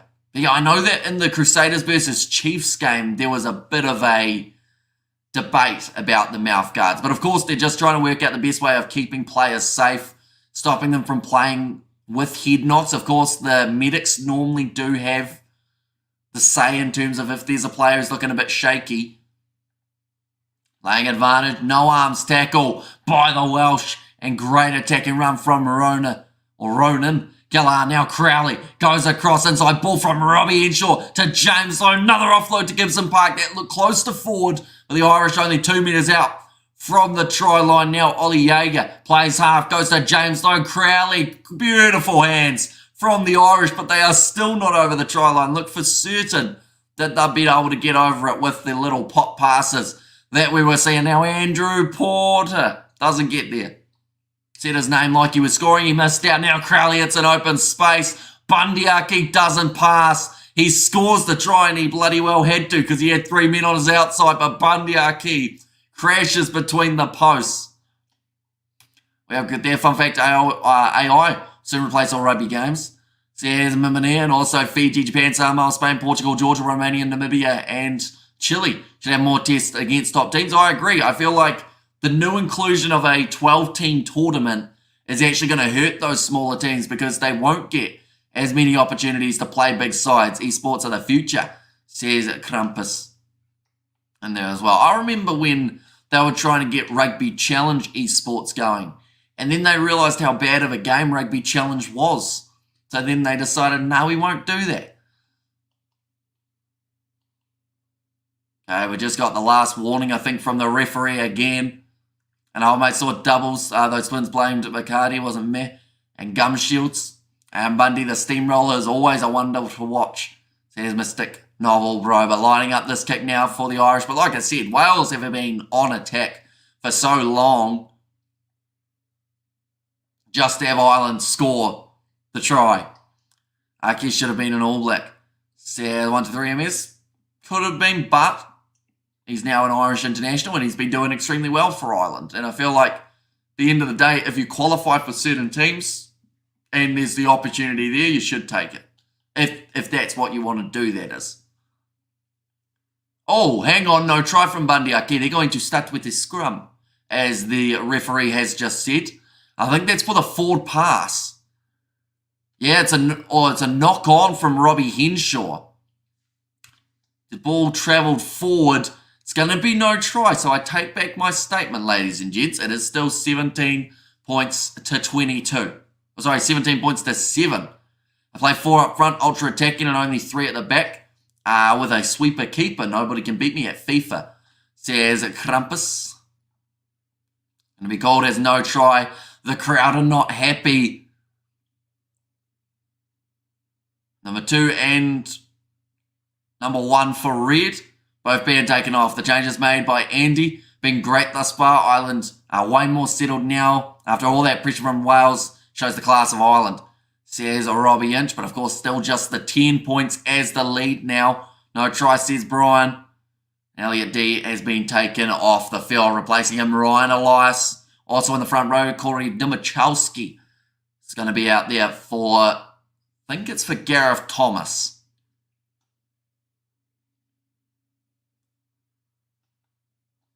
Crowd loud at the moment.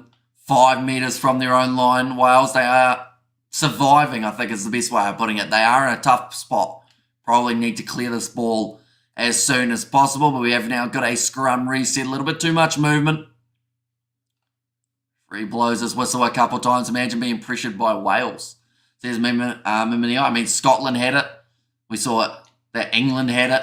And now we're seeing that Ireland had it. To be fair, throughout the World Cup, a lot of sides were pressured by Wales as well, whether that was Australia, Fiji, mainly in that group. Made it through to the quarterfinals, Wales, we must remember. We're beaten by Argentina, I believe. Maybe? Yeah, they were, because Argentina played New Zealand in the semis, didn't they? Ball fed in now. Carl Dixon watching closely on this near side. 9 has been told to use it. Jameson gives him Parker to try and play the man. Sam Costello kicks it high. That one has not found touch. And now Calvin Nash slings it across to Kieran Frawley in the midfield. Good run from him. Bundy Aki, he didn't get his try just yet, but he will certainly want another one. Scots might just beat England. Says 1, 2, 3 MS. I'd be worried about me mouth guard recording my thoughts, says Fluffy. I don't think many people want to see those, would they, Fluffy? Now, back across. Nash sells the dummy almost through. Still on attack here. 18 minutes remaining, going to the short side. Jack Conan. It's a good tackle made on him. George North once again a little bit slow. Getting back up to his feet. That ball's loose. Tyke Byrne does drop it. And now Sam Costello. He's one-on-one with Bundy Aki. Gets the offload on the inside to Nick Tompkins. They're looking for that next pass, and instead now they decide to go to the boot. Rude, says Fluffy. And their massive boot downfield. James Lowe jogging after it. I don't think he realises the pressure that Rio Dyer had on him. And he's been taken down now inside of the 22. Thomas Williams on the ball. That was very close to a penalty. He's laughing about it as well. Thomas Williams knows he was right there. Now Gibson Park will roll this one back. Scotland needs 4 team. URC Division 2 is needed. Says a 1, 2, 3 MS. Ball's been put into touch. Ireland once again avoiding a lot of pressure. James Lowe jogging back Didn't realise that Rio Dyer was flying at him like a train. Yeah, just the knock-on from Andrew Porter as well as Tyke Byrne, which led to the counter-attacking opportunity. Can it works if you wear foils on the head, says Blues Nate. Going to be overthrown by Wales there, though, and Ireland take the ball back. I'm just going to have another look, ladies and gentlemen. Like I mentioned, the win predictor for this game had it that it was 100. Yeah, it's still 100% likely that Ireland win. Surely that's broken. I almost got my blue badge. End of the Six Nations will be 1 year as a member, says Kerr. That means that you've put up with us for 12 months, Kerr. That is extremely impressive. I talk a lot, so yeah, you've probably heard me say, I don't even know how many words, but a lot more than I said on the cruise ship because I was just surprised at how big that boat was. You've got that other one in the picture, don't you? Well, the big one. Oh, fun fact, Kurt, I didn't even bring it up the other day, but Isaac, one of the other Kiwi lads, he was talking about the big cruise ship with the water slides that he saw. And I was like, oh, is that the... And then we couldn't remember the name, but he said it was something of the seas. And then we remembered it, and now, of course, I've forgotten it again. And predictors run by the TMO from Scotland game. Already knows the outcome. He does. He picks it. And he goes with it. He sticks. Oh, nicely done. From Cameron Winnett. 16 minutes. This clock is going too fast. It's regulation time, but it just feels like this game is flying by. RMG Byrne, it's not been good today. Very unusual for him. Although I was very laid back there. Gee, says Robbie Inch. So the thing is, Byrne's not playing, but Crowley's at 10. So I think that might be who you mean, perhaps, rather than Byrne. I think you're talking about Ed Byrne, but I don't think he's on the bench for this game. I think the predictor is switched off. I think so, because surely Wales still have some sort of percentage of a chance in this one. In fact, we're going to have a look at the live odds on the TAB. It's normally a good indication. Six Nations, what we got? Where is it? Quite a few got the water slides. Newest one, the Icon, that is the one.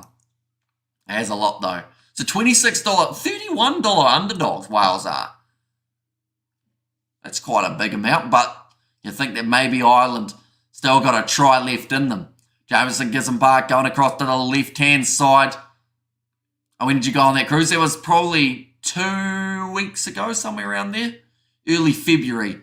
Oh, it was quick hands. James Lowe out wide. It did look close to a flat pass. That ball's going to be loose.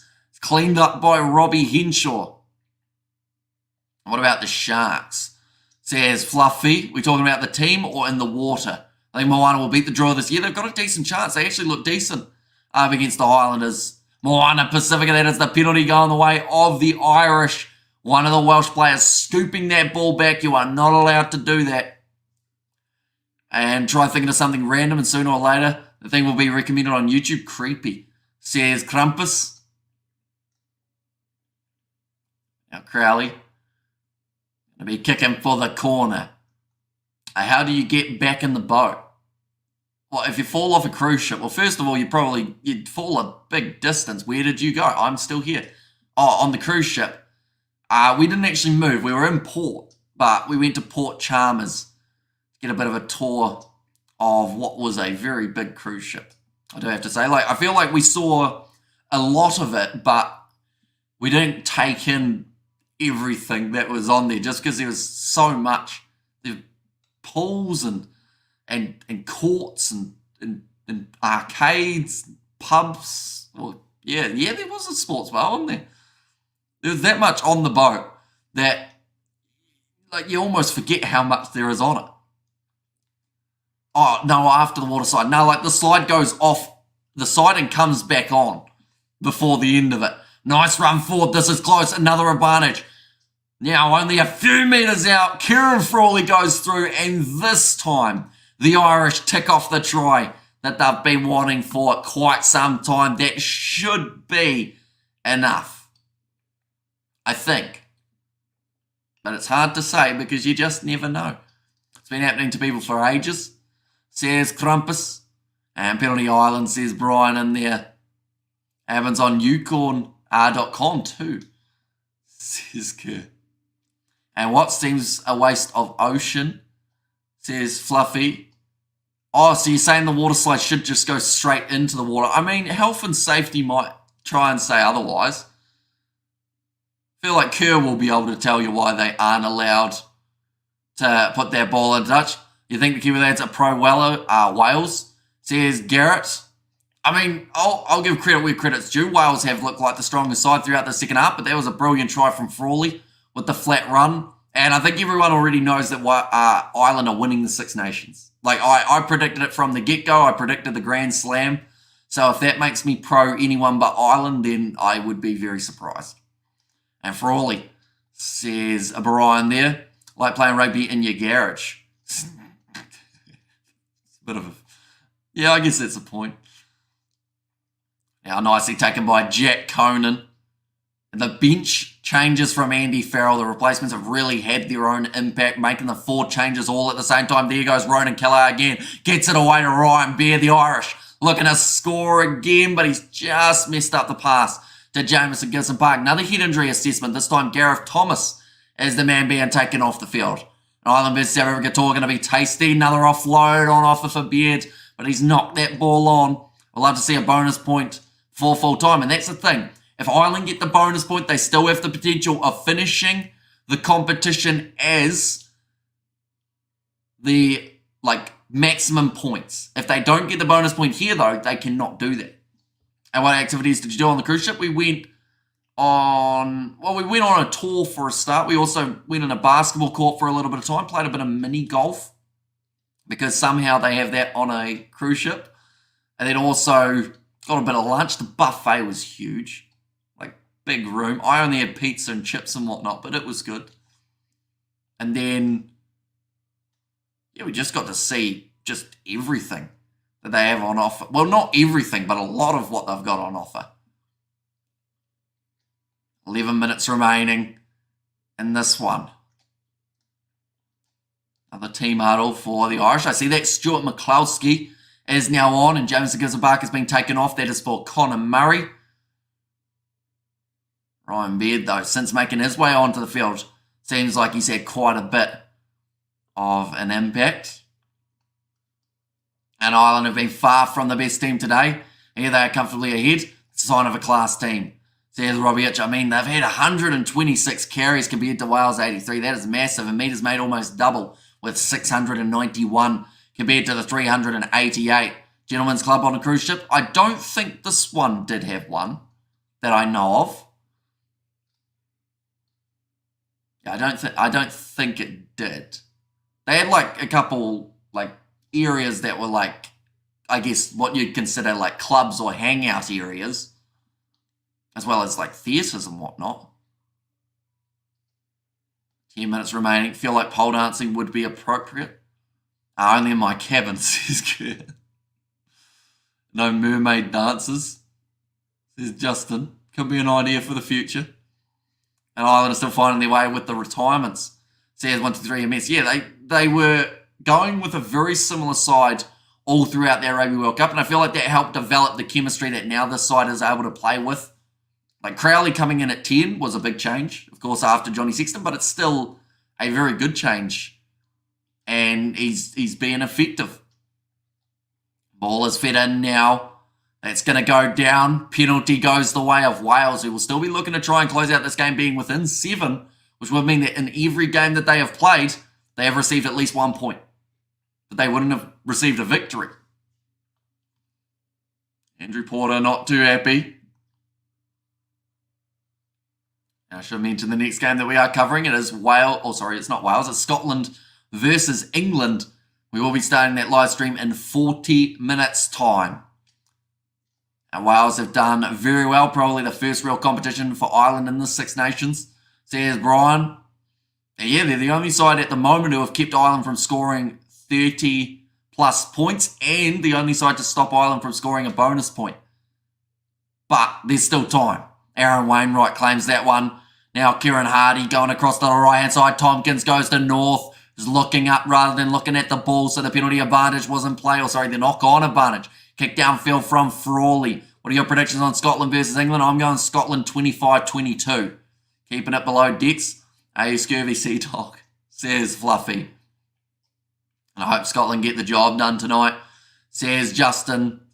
But then the other side of things with that Scotland-England game is, for the sake of a competitive or competitive Six Nations, England kind of need to win, if that makes sense. Like Scotland, because they did lose that game to France on paper, that means that now the only team who can challenge Ireland is England. So, it's a bit of a tricky one, because both sides probably, of course, want to win, but very different stipulations for who does win. Scots, I think, will pull off a win. There's 1, 2, 3 MS. Andrew Porter giving the round of applause to the crowd. Some a little salute. What is the ship's name? Says Mornay Lagrange. I think it was Brilliance of the Seas, I believe. Big boat, though. Big cruise ship. You can punch me in the face. I can't feel anything at the moment, says Fluffy. Or rather, Ireland and England for the Six Nations title, says Justin. I think a lot of Six Nations neutrals, and also, of course, if you got associated teams, would prefer the Irish to win that Grand Slam. 7.5 minutes remaining, though.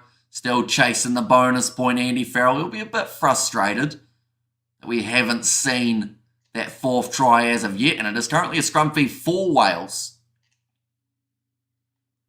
Referee just giving both front rows a bit of a talking to there.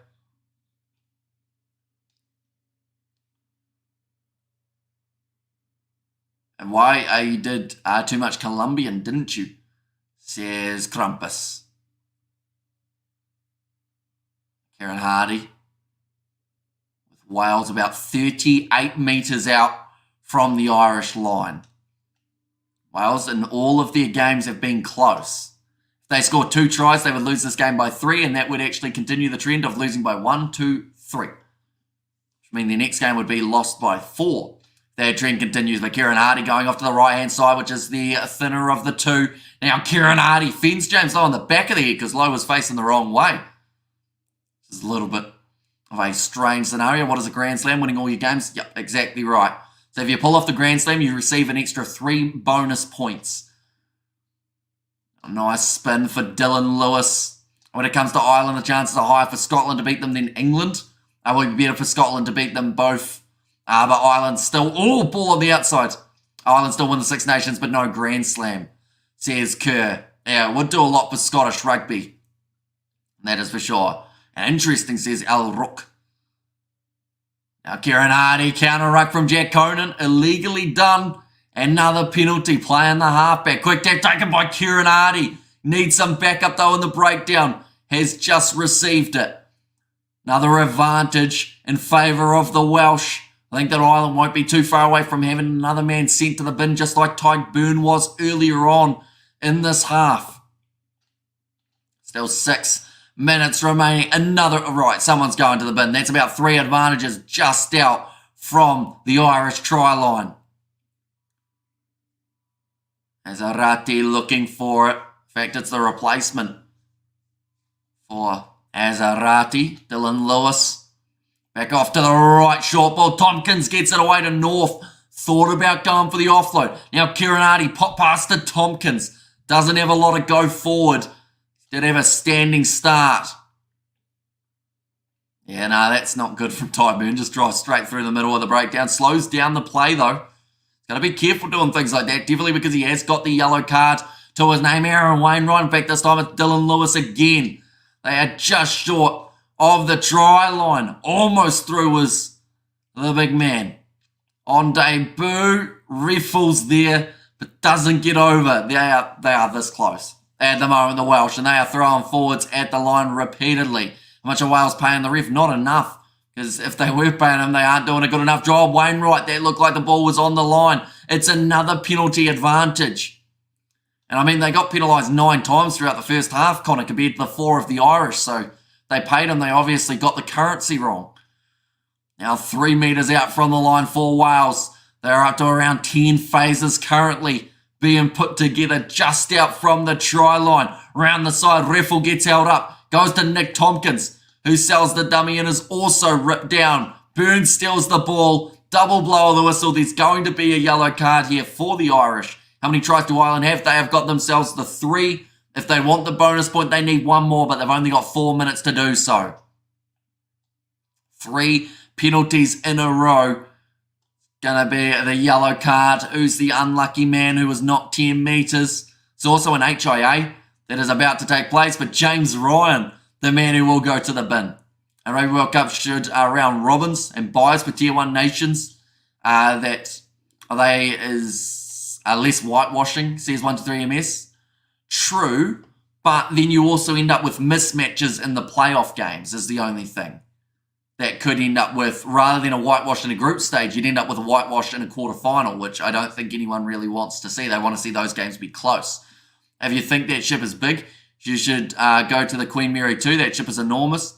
I should know I was on it, says Amone Lagrange.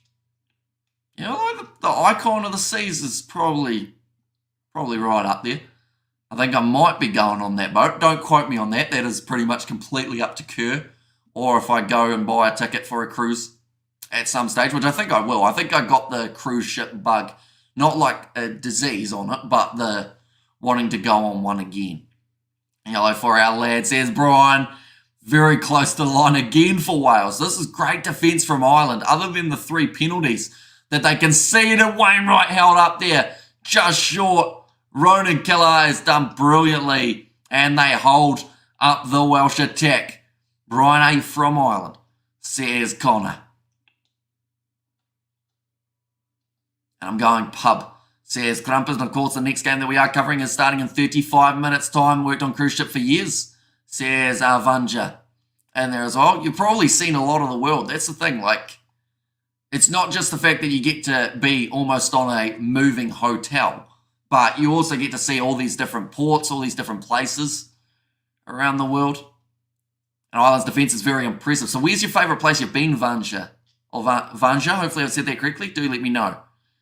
Aaron Wainwright now on the halfway line. Charging at the defence.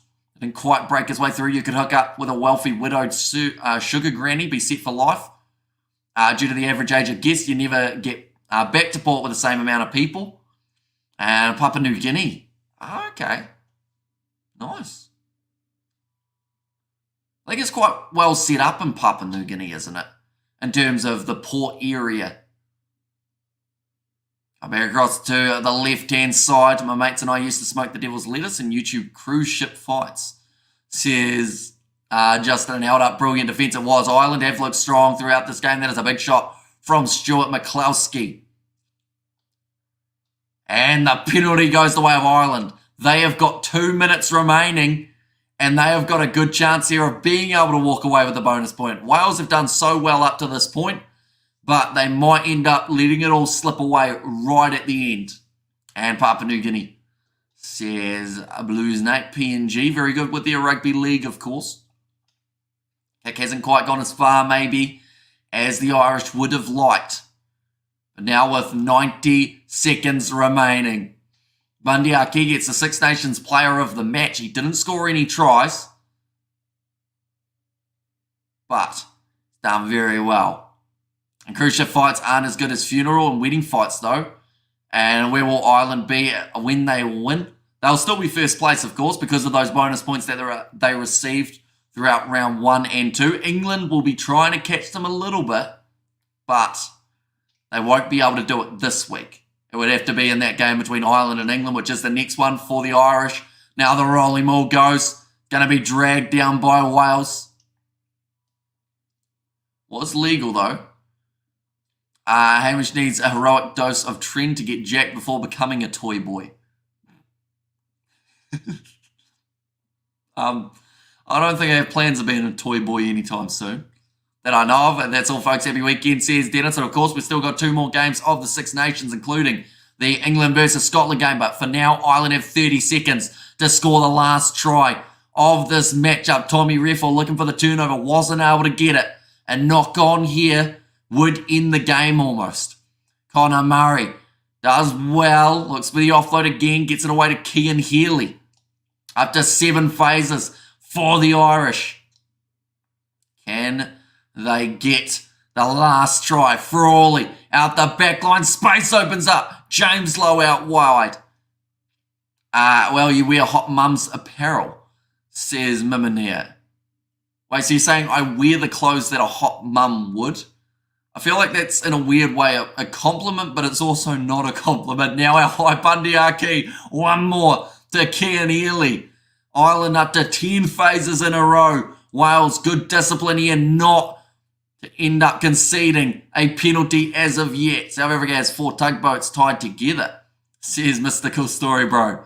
Another tackle made, this time Bundyaki, the recipient of a good shot inside ball to Caelan Doris. Now Murray going across, short ball to Tyke Byrne. Tommy Riffle looking for the turnover. He doesn't get it. Ireland just going for it here. Looking for that bonus point to keep it alive. Very rare to have anyone die on board. Very, very rare. Says Kerr almost through for Zach Crowley. Oh, sorry, that's not his name. That's the cricketer. Through goes Tyke Byrne. They get the bonus point for the Irish, and their hopes of keeping a perfect score for the Six Nations competition is alive and well. You have to say, you got to feel for Wales a little bit. They've done so well throughout this game, and they're still going to concede the 31 points to this Irish attack. Are you going to cover the sevens later this morning? We certainly are. I'm going to be running off about 90 minutes sleep, which is not going to be good, but we're going to work with it. We got like maybe an hour's sleep before the start of the Six Nations streams. Then we're going to get 90 minutes sleep in between the next Six Nations game, or after the next Six Nations game and the sevens. I mean, I love Hot Mum's apparel. I see. Not actually Hot Mum's apparel. And let's go, says Sir. And disappointing considering the second half start. Says Justin there in the bonus try. Says a Blues Nate, I should say. And yip pup. Says Dennis, the Irish are ruthless. Says 1, 2, 3 miss. So this kick will give them 31 points. If he misses, the score will remain 29. And that'll be the lowest score that we have seen from the Irish in this Six Nations competition. Even if he gets this kick over, it will still be the lowest that we have seen for Ireland throughout their campaign. Yes, 1 hour and 30 minutes of sleep is not good for you after staying up all night, says Marnus. That is correct. But there's too much sport on.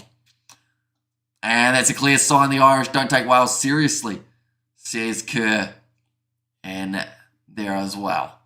Yeah, 31 points to 7, the end score of this fixture. Scotland versus England, just around the corner. That's going to be a good game. I can tell you, well, I hope it is. It has the potential of being a good match. But if it goes wrong, I'm going to be sad. We have they're just going through the motions. Then, we still need the bonus point, says Kerr. And there as well. Yeah, they almost didn't get it. The Irish Hamish's young youth helps, says 1, 2, 3 MS. That is true. But yeah, I'll certainly be sleeping hard. Well, sleeping hard sounds a bit dodgy, but sleeping a lot on Tuesday. Are they playing at Murrayfield or Twickenham? They're at Murrayfield. So Scotland home field advantage. Will they be able to use that to their advantage? Pull off a big win over the English? That is the question. But nonetheless, in about 30 minutes time, well, a little bit longer, about 35 minutes time, the kickoff will happen and we will soon know how it's going to be going. But thank you all very much for tuning in. If you did enjoy, be sure to leave a like and subscribe to the channel. What's the difference between light and hard? I can sleep with the light on. Wait, how do we end up with the light in this scenario? That's the thing. I've learned how to sleep during the day ever since doing these live streams, just because if I wasn't able to sleep during the day, I would not sleep some nights I was streaming. You're going to cover the England versus Scotland game, then you get your hour and 30 minutes of sleep, and then the sevens, right? That is correct, yes. Sevens for the morning. We've got 3 games that we are covering, including the first one between Ireland and South Africa, and then the match that has taken place after that, I believe, is Samoa versus USA, followed then by the matchup between Fiji and Argentina. So nothing. I can sleep with a heart. I can't sleep with a heart. And on that note, ladies and gentlemen, I do thank you all very much for being here for the Six Nations. Of course, we've got the next game as well as the next one after that, which is going to be tomorrow between France and Italy. Anything good by Wales? I think that they played all right throughout this game. Their discipline heavily let them down, which was maybe one of the main factors of why they found themselves so far behind. But I feel like there's still a lot of potential for this young Welsh side. Not a huge amount of experience under their belt, but potential, I think, is a good word for this Wales team. But nonetheless, thank you all very much for tuning in. If you haven't already, be sure to hit that like button, subscribe to the channel, get yourself a snack or some drinks or something along. What was so funny again? Just something about lights, I think it was. Just the light on and off and whatnot, you know. But yeah, nonetheless, thank you all very much for tuning in. And I will see you all for Scotland versus England. 25 minutes time, we will be back and rearing to go for that one.